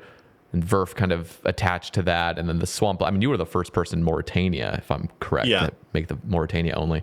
That was revolutionary at the time. That's crazy to think that was revolutionary to have like an area restriction. I know it's fascinating to look back on that people hadn't done that yet, because for all of like 2016, I want to say the Reddit had the Karamja only guy posting progress logs, but he didn't make videos. He just like posted pictures of his account and stuff. And that initially inspired me. So in 2017, I had this ramble video, or maybe it was in my 10,000 subscriber Q&A, and I told people in that video that I'm going to make a Karamja only Ultimate Iron Man. And I like had the thumbnail created and everything, and I was like, I was gonna do this after I maxed. And then Verf ended up doing the Karamja only in 2018, like in the summer. I was like, oh shit, well now I can't do that. So I have to find a new area. Like I have to, like, damn, I really wanted to do Karamja. And then I kind of like thought about like, there's so many areas that people haven't done. In fact, Karamja, and Caveman only was also around back then. And he was, like running through caves, but actual areas were super open for, being like the first one there to do this. Like this was such a novel concept still. And I mean, it ended up being fate. Like I wonder how things would have worked out. Like if I had gone to Karamja, maybe Verf would have gone to Mauritania or something, and maybe it would have been completely different. I don't know. It's funny to look back on that, but it's I definitely think nowadays that novelty is so beyond gone. Yeah, it is. There's always something, though. I mean, this game kind of is a sandbox, and I think somebody might discover something that's like, okay, this is really pushing the limits that we didn't even think of. Actually, I wanted to ask you about this. I don't know if we touched on this. I doubt it, because it was in the was it the end of 2023 survey? I believe it was. They're talking about how do you feel about official snowflake modes coming into the game. Right. Now, what are your thoughts on that? I think the people that are usually heavily against that just don't want the convolution. Like, there's too many game modes already. We don't need any more of that. I personally disagree, but I understand where they're coming from. But at the same time, some of the beauty of snowflake accounts is those self restrictions. It's not an official thing. So where do you lie on that? I think I do remember talking to you about this. Maybe I feel like it was in the previous podcast. Yeah, I'm trying to remember if we did. I think it might have been around that time when that survey had like just gone up or something, because I think back then, this is also still my opinion now, is I didn't want it personally. I thought, kind of like you were saying, I just think it would be an oversaturation of like 30 different like Iron Man mode icons to keep track of. And Yeah. I also thought there was a beauty to just self-restricting yourself and, kind of working within those confines. So I was personally, I hoped it didn't make it into the game, which I don't remember. Did it fail a poll, or did they just not? It was just a survey. It was just gauging. Right. It probably didn't get that much popularity, I imagine, if they haven't looked at it. I think one of the cool things they could do, this is kind of thinking now after, a year or so, is having the ability to just be a classic UIM or Iron Man, but then officially be able to lock yourself out of things that's still arbitrary. It's not necessarily a new game mode, but it would be something like being able to actually lock yourself out of gaining defense XP, which again, you can already do. Obviously, just turn off the settings with Rune Light and everything, but having something that absolutely forces it upon you, that's completely self-imposed, but there's like a toggle for it, or say like I don't want to be able to leave this area, and it's actually just impossible. So if you try to tele out, the game wouldn't let you. So it would be like, it's not actually an official thing, but you could still hold yourself to a little bit of a higher standard, in a sort of official way, kind of. I think there's some kind of beauty to that potentially. I think that could be really cool in certain scenarios for sure. I could see that, like,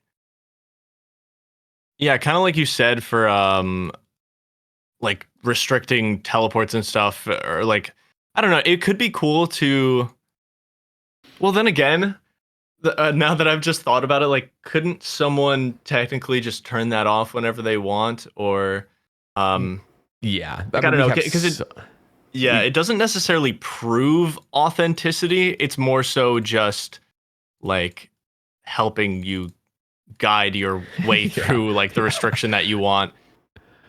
Yeah, I don't know. I'm just kind of like spitballing, kind of brainstorming, because personally, I don't necessarily want the whole like, oh, here's 30 new Iron Man modes. Here's a bunch of places you can start. Here's a task generator thing. It's official. No, what I really want, honestly, is a fresh, new, permanent game mode that has a fun twist to it. And I agree. I've thought of different things, but I think we just haven't had that new excitement of a new game mode. I mean, hardcore Iron Man was the most exciting time in my personal opinion. It was the most exciting because that was the first time I actually started taking the game a little bit more seriously and jumping on hardcore day one. I mean, like minute one, I was logged in. And I missed that. I just want something like that again. Group Iron Man kind of scratched the itch, but it was too much. You got to get a team together, and then leagues was happening right after, and like people just didn't jump on the bandwagon as much. I remember thinking that the timing of the Group Ironman release was so bad. It was so bad. Why would did they release it like a day before leagues or what was it? Like a week? I don't know. I honestly can't even remember the timeline because was it that year that they also delayed league, so people had like taken off work as well, and then it was just like, oh, we're just gonna stall it for 2 months or something, or 3 months. Oh boy, yeah, I think it was exactly that. I just remember thinking like, who the hell is gonna start a Group Ironman right now with the leagues? Or like now you're forcing them to decide which one they want to play, and like, oh man, and that wasn't good. Yeah, but you're so right. I really am craving like a new official game mode that the whole game is like racing for leaderboards on and like making videos and it's new and it's exciting. I like, man, that would be so cool. I feel like there's room to do that. There's still ideas out there that can catch that feeling. It just hasn't really been explored, I think. Yeah, and now with the pause of Project Xanerus, it's like the perfect time to really start thinking about it because I feel like it's so easy for Jagex, especially something as simple as just a new mode that's just one. I feel like it's so easy. It's so easy for Jagex to just make a ton of money from a new game mode where everyone's just gonna make a new account just to test it out or whatever. So, I want it. I want it, man. Yeah, I do too. I totally get that. It'd be very fun. I remember on hardcore release, I was also so hyped. I was still playing my Ultimate Iron Man at the time, but it's I mean, looking back retrospectively, I'm glad it worked out this way. But my first hardcore died to a disconnection at Ice Trolls, and God. I was like probably I don't know, like a week into the account or something. And looking back, I was like so addicted to that account. I wonder how different like my trajectory would have been if that account had never died, and like what would have happened. Like maybe I wouldn't nearly be where I am if that account hadn't disconnected at Ice Trolls, because I might have just never like maxed my ultimate. I might have just continued playing the hardcore. I don't know, but I also remember the hardcore release so fondly. I was having such a good time. It was a good time. It was just so fun because Twitch was popping off. I mean, Foe was playing his hardcore. Do you remember Lowlander? I mean, he was playing his. Yeah. I remember watching his streams, being camped in there and watching. I don't know if you remember Sae Bae. He was like rank 1 Iron Man for a while. Yeah, I do remember him. Yeah. Yep. Just a lot of these like gamers that were just all taking it seriously, and it was fun being a part of that rush. And the fact that it could end at any time, you know, like. It was special. So big. No teleport crystals either. Like it was crazy. Like, the hardcore game mode is very different nowadays, I gotta say. I mean, you could say like you don't want any hardcore dying to a disconnection. I do think teleport crystals are good overall. Like I do think they are a net positive. But I do also miss that like that like early rush where like damn, like the rank 1 guy could die at any time and like oh man, that's awesome stuff. It does feel much more stable these days. I was talking to Mutz about it, and it's like, yeah, you just have these teleport crystals. You don't even need to wear them. Just have them in your inventory, and like if you don't move your mouse for, 1.8 seconds, you're out. It's just boom. Yeah, it's crazy. So it's a different game entirely now, but there's still so much more dangerous content these days that you make one slip up, you're one banged. But they got to bring something like that out again. It doesn't need to be anything hardcore, I don't think. It just needs to be something interesting, new, exciting, and gets people. I was always thinking about this. I don't. To be fair, I don't think this would be popular at all. But I was thinking about this variation on Nightmare Mode, where, like, let's say you get to 99 HP and there's no like regeneration, so you essentially only have 99 hit points. Like let's say you get hit a 20 somewhere, you are now on 79 HP for the rest of the account. You get hit a 30, oh well, you're on 49 now. And that gives you a lot more room to complete content. Like you could actually maybe sacrifice HP to complete XYZ. Because I think a big problem with Nightmare Mode is funnily enough, when I was like trying to think of things to do for phase 3, it's so funny to think that the Coliseum might have the exact same completion rate for that account as something like Scurious, just because of like chip damage and like the spot. Like there's so few things that the nightmare account could have done in reality, just because of chip damage and hitting through prayer for a lot of the bosses.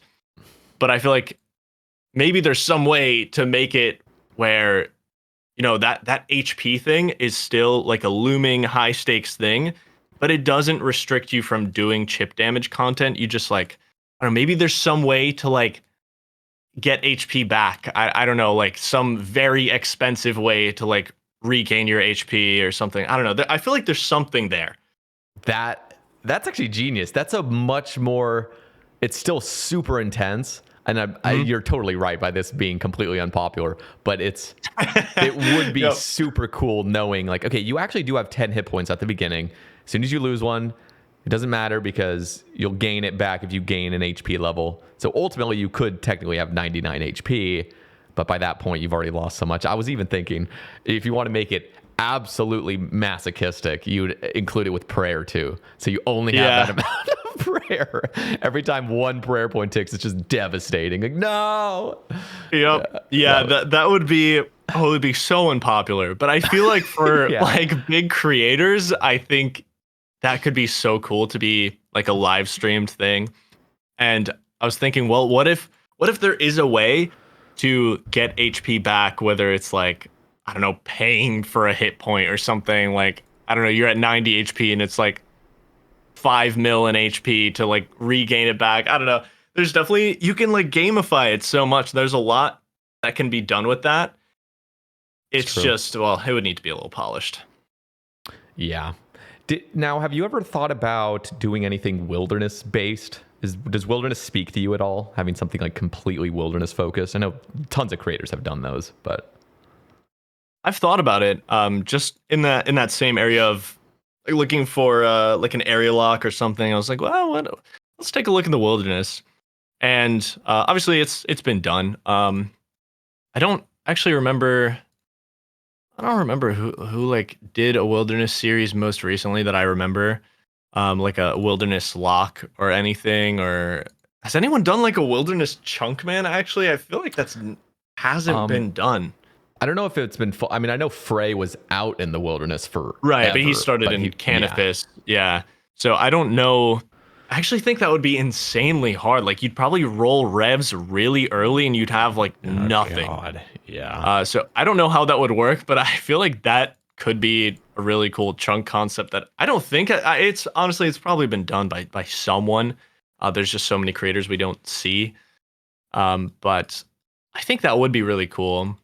I've thought about the wilderness for myself, but it's not that it doesn't speak to me necessarily. It's just that I don't necessarily know what a good end game is in the wilderness. I mean, there's like collecting all pets, finishing all rev weapons, but there's not like that big spectacle finale type thing in there to do. That's true. Yeah, and I don't know if you would have problems with like not stream snipers, but like YouTube snipers, people that are just out to get you, like no matter what. And I don't know if that would be part of the appeal or it would just become a headache. Like, oh God, I deal with these. Yeah, it's a little of both, I would say. Yeah. I guess it depends also if, if the account's a hardcore or not. I don't think that would make it very far. Wait, hold on. Yeah. I got to write this down. That's another like 10-hour series to do. Maybe I'll do that in my boys, trying Iron Man ideas. Try a hardcore chunk in the wilderness randomly. That would be crazy. But yeah, I don't remember. What were we talking about? Just the raggers that you'd probably have to deal with. Right. Yeah, because being a streamer and being out in the wilderness sucks. I mean, you can do it occasionally. Yeah. But as soon as you have anybody that wants to ruin your day and they have friends they have their boyfriends to come over and help harass you as well, it's just not fun. Yeah.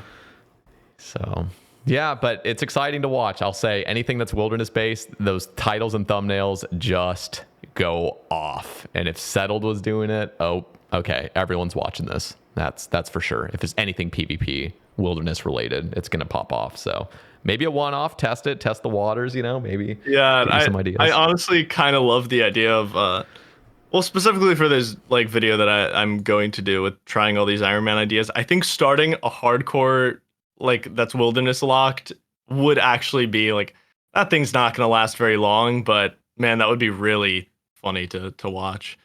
Yeah. Okay, so I want to kind of switch gears. Just have a couple more things, and if you have anything, feel free. Yeah, but no problem.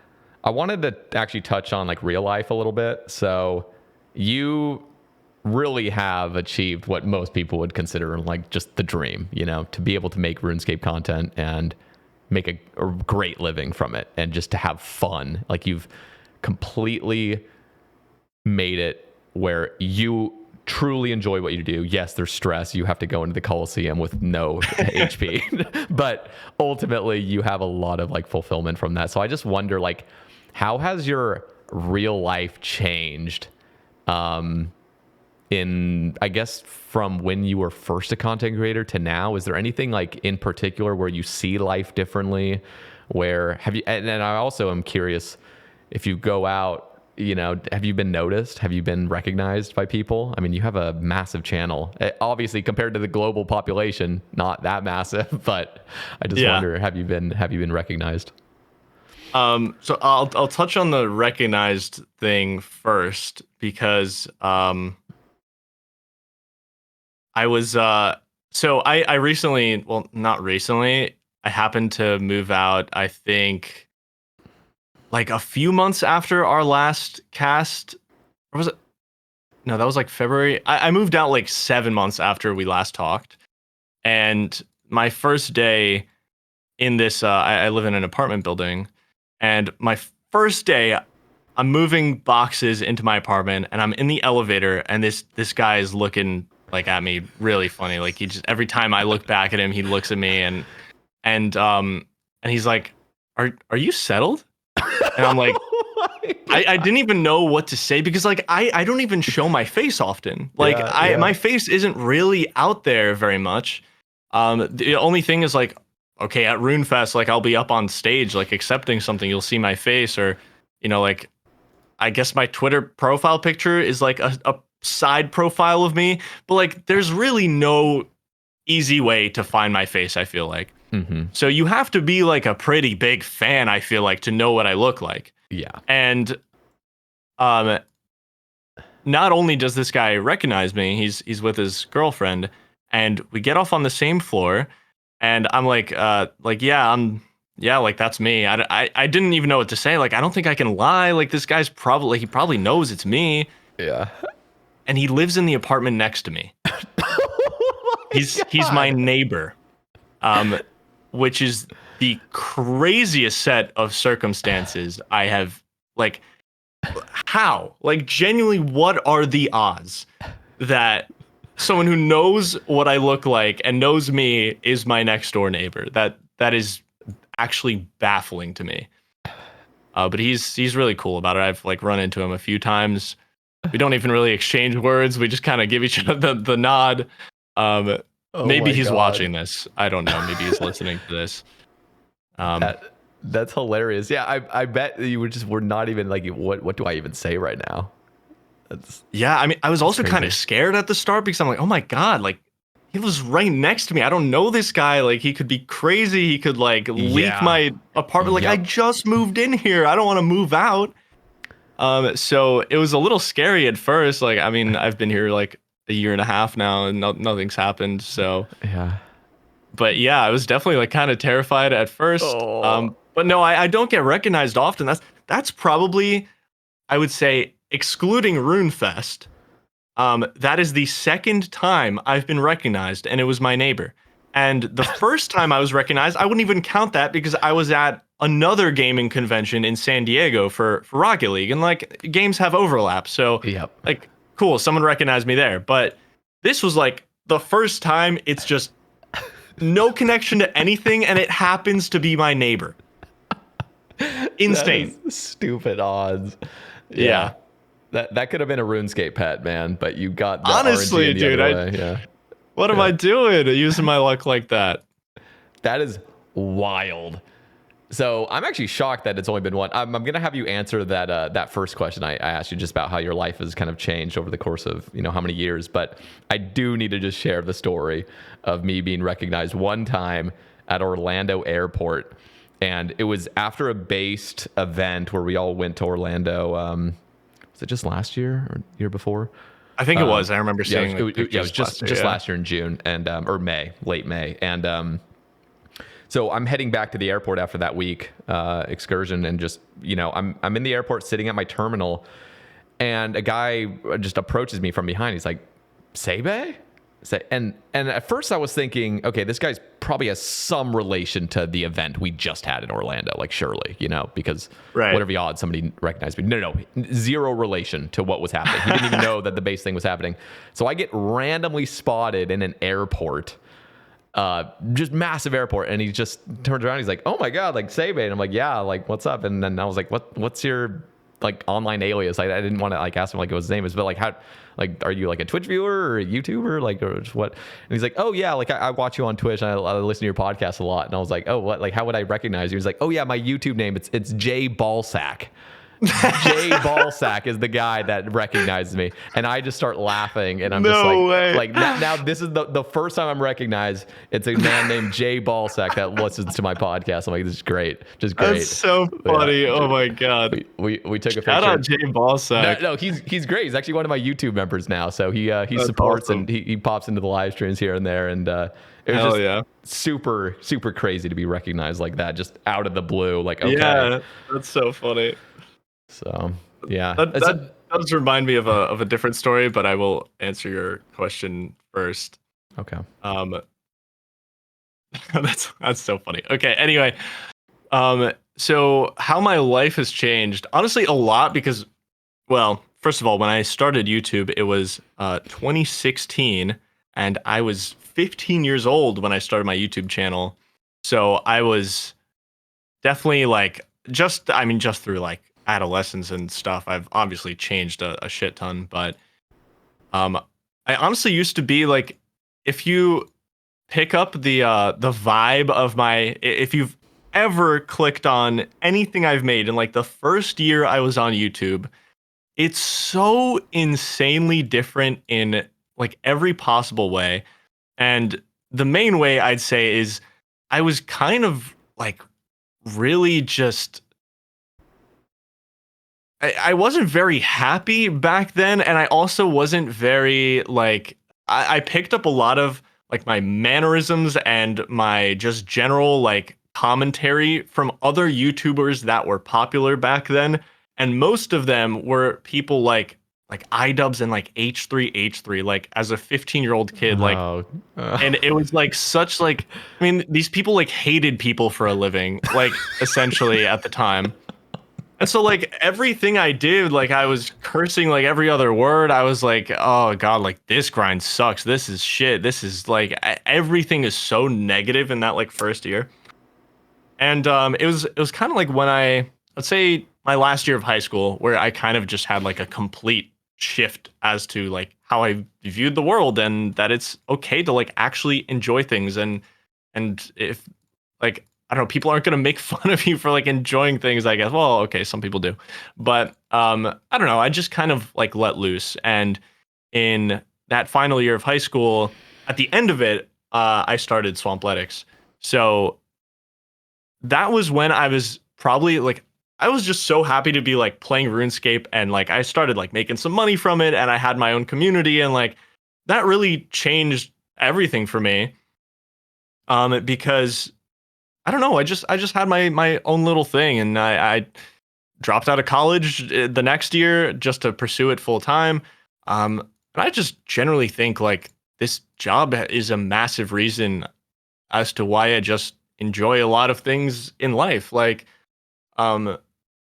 I see everything in such a much better way. I feel like RuneScape is actually a part of that too, but I just appreciate things more. I've been definitely filled with a lot more gratitude thanks to this job, and I'm so different than when I started content creation. Obviously, that's part of growing up as well, but I don't know where I'd be without this job, without the community and stuff. And I don't know. I'm just I'm grateful for all of it. Like it's still kind of surreal. Like sometimes just waking up and thinking about it. That's it's relatable on a lot of levels. I think a lot of creators initially get in and they're very timid. They're very monotone. I'm speaking for myself right now. Like you look back at old rambles or casts, like it just sounds like I'm dead inside. Like Yeah, I just didn't have I any relate. energy in my voice. To be fair, I wasn't dead inside, but I didn't come across as if I was excited about what I was doing at all. Just sounded, and I feel like, in a way, correct me if I'm wrong, but it almost is like a defense mechanism. Like you don't want to Totally. be like too vulnerable with it because you just don't know how you're going to be perceived online. So you kind of like tone yourself back a little bit, maybe just say things suck just so you kind of seem a little bit, harder or something like, oh, like this. Yeah. I'm already prepared for the worst, so it doesn't matter if I get disappointed. That's what I it like, kind of, yep. yeah. And It like felt more relatable to be that way. Like, yes, especially when starting out, like, well, I mean, if I just say everything sucks, like no one's gonna make fun of me. No one's gonna like, I don't know. Like it's such an easy thing to be negative about things. Like it's it so is. easy to make that your personality. And a lot of people never grow out of that. A lot of people dedicate themselves to shitting on everything and just hating everything, having a negative opinion on everything. Actually, I'm thinking of a couple people on Twitter when I say this, Yeah, a but couple. it's Yeah, there's quite a few of them. Yeah. there's a lot, yeah, and a lot of people just never grow out of that because it's easy, and ultimately they don't want to be vulnerable at all. They're afraid to be. Yep, that's really what it is. It's like just finally seeing like we only live once. What's the point of trying to not just have this protective like layer of like I don't want to be vulnerable. I don't want to express how I really feel about things. I don't want to come across as like too nerdy or something, because that was always something as well. I remember seriously as a kid, even into early adulthood, I was genuinely embarrassed to tell people I played RuneScape. Like it was a genuine like Yeah. I'm hiding this. No. Yeah. And I look at it now and I'm like, why did I care so much about what other people think? And I guess to be fair, there is some reason for it. Younger people are much more judgmental and they will bully you ruthlessly because they don't have their frontal lobes developed yet either. So you're really just in like the Wild West of like, I'm protecting myself. But nowadays I'm like, dude, it's fun to just express what your interests are and to be a nerd and to just, lean into it more. Yeah, So, definitely. I had that exact I had that exact realization, I would say, with well, probably like my second year into making content, where I feel like that's where I finally got out of my shell. It's when I started maxing my Ultimate Iron Man, and at the time, I think I also saw people like Autumn Elegy who would just get like constantly belittled and made fun of when he talked about the game, like when he was nerdy, when he was like when he talked about like ticks and stuff like that. Like people hated that shit back then. yep. Like it felt that way at least, right? Yeah. Like it wasn't a popular thing to be a nerd about this game. And it kind of felt like in 2018, I remember I just fully leaned into it while maxing my ultimate. Like I wanted to do every efficient method. I wanted to max as fast as physically possible. Like I found like I don't know if you've ever heard of like Ultimate Iron Man like limestone construction training. I haven't done it, but I've seen it, I think. Yeah, so you like get a flam tar bag from the like Shades of Morton crypts, and then the guy in the Shades of Morton village, he sells limestone bricks. You like fill up a bag of the flam tar bag with the limestone bricks, and you can carry like 60 bricks this way versus like a normal inventory. And then you make attack stones in your house. Well, the way to teleport back was you'd use the like Mauritania Legs 3, and I found this thing where like essentially if you click on the gate and then wait until you're 3 tiles before it, and then you hop worlds. You'll hop worlds to reset the shop stock, and you'll also log in on the other side of the gate. So it saves you like 3 ticks or something. And I remember like talking about this like passionately at the time, and I'm like, all right, this is kind of cool. Like I just randomly discovered this, but I just kind of let loose and like I don't know. I tried to make tick manipulation, like I tried to talk about it in like a fun way, and like I started to enjoy every grind. Like every like every skill that I maxed in like 2018, I like made a video and I was talking about how I was enjoying it because I'm doing some weird method that no one has ever done, like the limestone, or like I did pest control to 99 prayer and like all this stuff. Like it was just, I don't know. I just had like that mindset shift. So I totally understand that. Yeah, and you have an influence over the game. So you leaning into, like, just imagine a different reality where you just kept leaning into the negativity. You would have a massive effect on how other people perceive the game. Like, oh, like if Settled thinks this is, something to be kind of like shameful of, like I'm not gonna, be more, vulnerable myself. I'm gonna kind of say, because I mean, we are influenced, just like you said, like the H3 podcast. Like you were influenced by like that group of people, and I was also influenced by more negative streamers that would just flame people repeatedly. That was more of the culture, and it just felt like the hatred and the kind of vitriol was like that's what keeps you being an entertainer, because it's contentious and there's it's like you want to watch it because you don't know what they're going to say next. It's going to be shocking. But yeah, if you as soon as you become the influencer, you really can gauge how other people perceive whatever your passion is. So I think it was a great transition. I think the game overall just has much more of a positive influence. And what I love especially is how much the community will jump in together to be against, hatred, or be against something that's just toxic in the game. It's just, or, players or clans or whatever. It's just great to see people genuinely having like a moral compass and being like, you know what, like we don't want this in the community. Like we want the game to be more positive. And it's been great to see the shift. Yeah, I absolutely agree. I'm so glad it's like that now. Yeah. I think, man, it definitely used to be a little like dark. Like I don't know, just yes, it hate dude. One for a while. It felt like, and it's like we were saying earlier, like it's so easy to be a hater, but it's so much harder, but also more fulfilling to have passion and show that passion off and like get other people excited about things. Like I don't understand why you wouldn't want to do that. Like that doesn't process for me.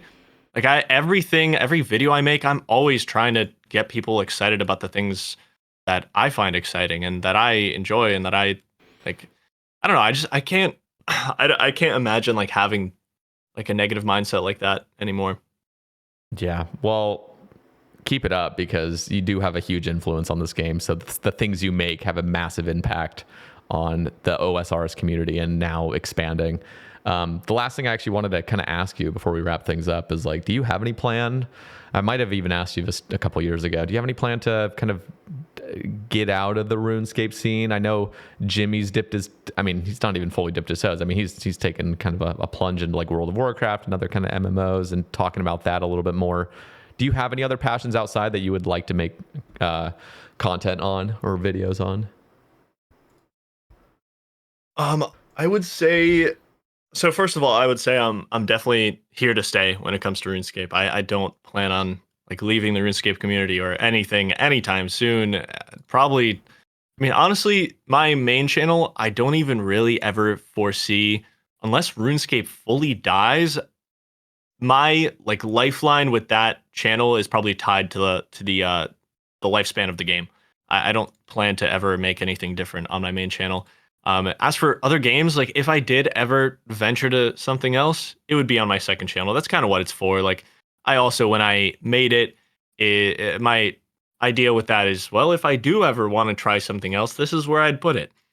And I don't really have that itch right now to do anything else, to make content on any other games. I think there's just so much about RuneScape that I'm still trying to catch up on as well. And I've started the like McTile to Grandmaster series last year because it's been so long since I've played a main account or even an account with a bank, which like I had one in on Nightmare mode, but to have a bank for like most of the activities in the game, like I feel like I'm still a little out of touch with that. So playing, I like de-ironed the old Tileman account, and I've just been like trying to get Grandmaster on it. It's been really slow. because it's like a side project for me. But it's been so fun to experience all these things in the game that I've kind of missed because I was locked to a swamp and then locked to tiles, and both times with no bank. And that's 5 years. And like so many updates happened across 5 years that I missed. And there's so many things for me to explore in the game that I just haven't touched. Like I'm like probably a little over halfway on like combat achievements and stuff, but I there's still so many things I haven't experienced. I feel like how could I like move on from the game until I've at least experienced literally everything it has to offer. So I can't see myself even making a video on another game on the second channel while there's still so much for me to do on RuneScape. That's cool. And I imagine you actually love RuneScape. It's not about just the content, like you enjoy the game. Oh, I love this game. I love playing it. I love logging in. I actually love doing combat achievements too. I find them so fun. It's so rewarding. And man, honestly, that's what this game was missing. I know they've been in the game for a long time, but I do really love that combat achievements are a thing. Like, I don't know. I'm just so glad because it's kind of like a PVM compass of sorts, and it allows me to feel so much dopamine like completing a hard task or something. So I'm really enjoying it.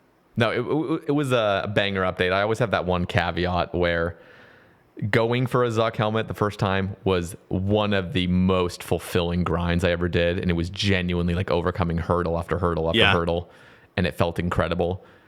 And then I had to do it 8 more times to get it again, get it again, get it again. And I feel like that was the thing that just felt obnoxious. It just felt like, okay, really? Can we not just have this a one-time completion? And I understand it's very difficult to balance that. Like, what are you supposed to do? Just one time and then you'd never have to do anything else? You're going to keep all the rewards. But it is very difficult to balance. Yeah. But I see, that's the thing is I also think new tasks coming into the game, like for Yama and stuff like that, I also think it is a way to kind of keep the bar high because, like, I was just thinking, I was watching one of my friends do some combat achievements recently, and they were doing the Inferno task where you have to use melee only. And I'm like, oh, dude, that one was like pretty hard. Like, I had to like scythe triple jads. I had to like learn the timings and all that. Like, it felt like a hard task. And then I saw him take out a Noxious Halberd, and I'm like, oh my God, like that's so easy now. Yep. That task is so easy now. And like I didn't even have a Crystal Halley when I did it. I just did everything with Scythe. Yep. And I was just thinking about how insanely easy one of the hardest Inferno tasks suddenly became just with that one update. And that happens to so many tasks in the game that I kind of think new ones coming in keeps that balance of like, all right, well, those tasks became easier, but here are some new ones. And obviously it is a little annoying if you want to like upkeep the helmet, but hopefully like if you're an active player, at least it's not like, you don't have like a ton of tasks that suddenly become like backlogged and you're like struggling to keep up. Like, I don't know. I think it is so hard to balance like new armors and weapons coming into the game with like previous tasks. I don't think they would ever like retroactively change any requirements. Yeah. But like, have they ever done that?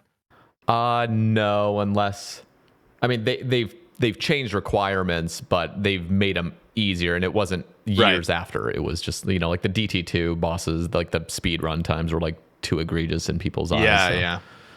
But yeah, nothing like they haven't changed because like the CM time, it's like 38 minutes and 30 seconds. It's like something actually like pretty easy if you have good gear. And then Inferno being 65 minutes? Like that's insane 65. because we have people with sub 39s now. Yeah, that's insane. Yeah. I can't believe how fast the Inferno time has gotten. I also saw, crazy. I think the Coliseum is also sub 15 now. Yeah, probably. I actually haven't looked it up, but I remember actually getting Adicon, and I think it was it Adicon and Molgoat at the same time? I think I had both of them on, and it was like right after Coliseum release. Like I'm talking like the week of or something. And I just remember Adicon being so off base with him claiming like, oh, nobody's ever going to see a sub, whatever it was. It's just something that's like impossible. I'm like, you got to keep in mind, this is week 1. Like just give it some time, man. Give it some time. And I think within like a matter of days, it was already shredded by like a minute of what he thought would be like the world record. So yeah, things speed up tech People comes always out. overreact at the start. People always are quick to judge. It happens every time. And we Yeah. saw with Radiant, to be fair, there were some bugs with the Radiant initially, like day one, of people like not being able to complete it. But yeah, I mean, you see a bunch of people are getting Radiant now. And it's like as soon as you get a little bit of practice, as soon as things are solved, as soon as there's guides, it just gets easier. And it always feels the same. When the content drops, it feels like this is way too hard, way too hard, way too hard. It's like, just give it some time, it'll be fine.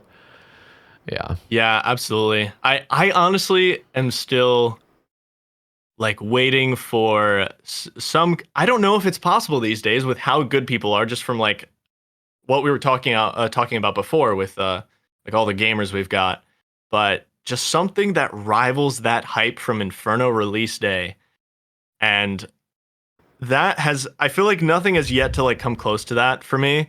I don't know about you, but just, man, I remember the hype of like seeing different streamers get to Zuck for the first time, and like it being like a multiple day race to get the first completion. Like, man, that stuff is so hype. And that also gets the game like in so many different conversations everywhere. And I really hope we get to see another one of those updates sometime. Like, I don't know. I was kind of hoping that the Oath Plate would be kind of that same like capacity, but it wasn't quite there. It wasn't quite there because, I mean, one, people had just already been killing Yaman. It was a very similar element to it. But it was still hype, and there was tons of people watching. But it was like you had to do 5 versions of it. So it wasn't just like complete this and it's done. It's like definitely. Now go do these other 4. I think Coliseum got pretty close because it did take almost a full day for port to get it. The Coliseum was definitely still really hype. But it was a shorter fight. It was just much shorter of a grind. Yeah, that's the thing, is the 12 waves versus 69 is definitely a massive difference.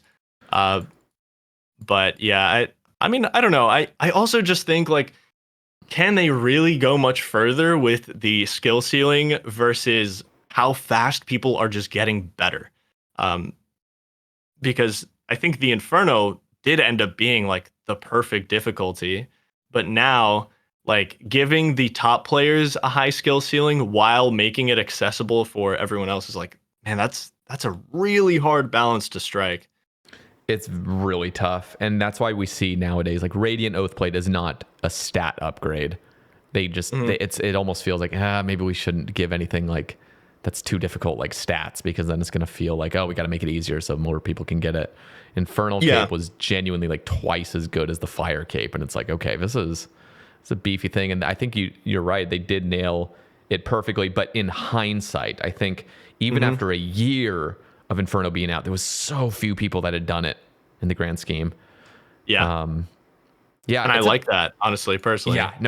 It was wonderful. And I think so much of it was just how intimidated players were. Now a lot of that intimidation is kind of dissipated. I feel like so many more people in this game have so much more confidence of trying things.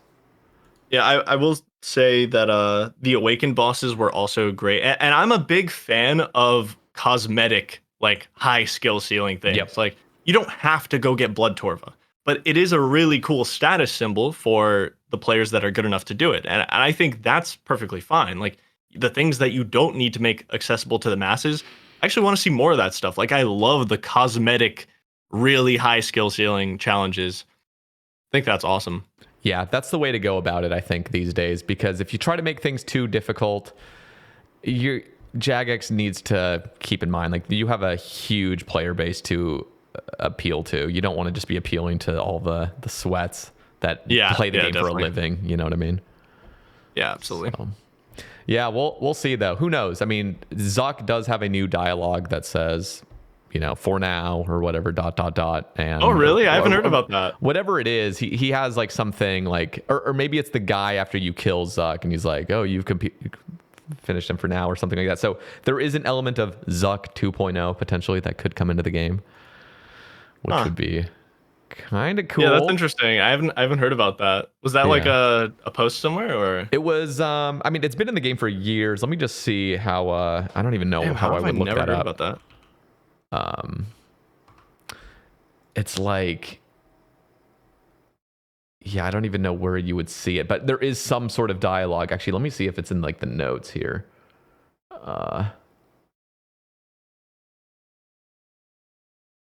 Yeah, I can't find it right now, but It's there's okay just, if you can't find it. yeah, You can there's send it to me something later that if you do. that it says. Yeah. I'll show you it. I think it's just like as soon as you beat the Inferno, something says something about like for now Yeah. or something like that. So That's who knows? cool. We'll see. But settled. Yeah. I've had an absolute pleasure talking with you today. It was it's always honestly a treat to be able to talk with like these. And I'm gonna just say it. I mean, you're one of like you are the biggest OSRS YouTuber, so it really is a pleasure for you to just be so willing to come on, and it means a lot. And it was cool picking your brain. I'm really looking forward to your new series and all those little kind of like micro series that you're going to get comments on. So I'm very much looking forward to that. I'm going to have your links down in the description. So anybody that's not following your Unsettled YouTube channel, go check it out. And of course, your main channel is going to be down there, including any other links that you want provided. So yeah, thank you so much for coming on today. Awesome, dude. Thank you so much for having me. I love talking, and literally every time I come on here, I end up just having a blast. I like kind of forget we're recording something and we just talk, and it's a lot of fun. So thank you so much, dude. Maybe we run it back again in another 2 years. I am so down. Yeah, it would be my pleasure. So yeah, thank you. And for those listening, if you guys want to support the podcast, there are 3 links: Patreon, YouTube membership, and a Spotify subscription link where you can access exclusive episodes and support the cast generally. And yeah, but like I said, go follow Settled on his links below. And thank you all for listening, and we'll catch you guys in the next one. Peace.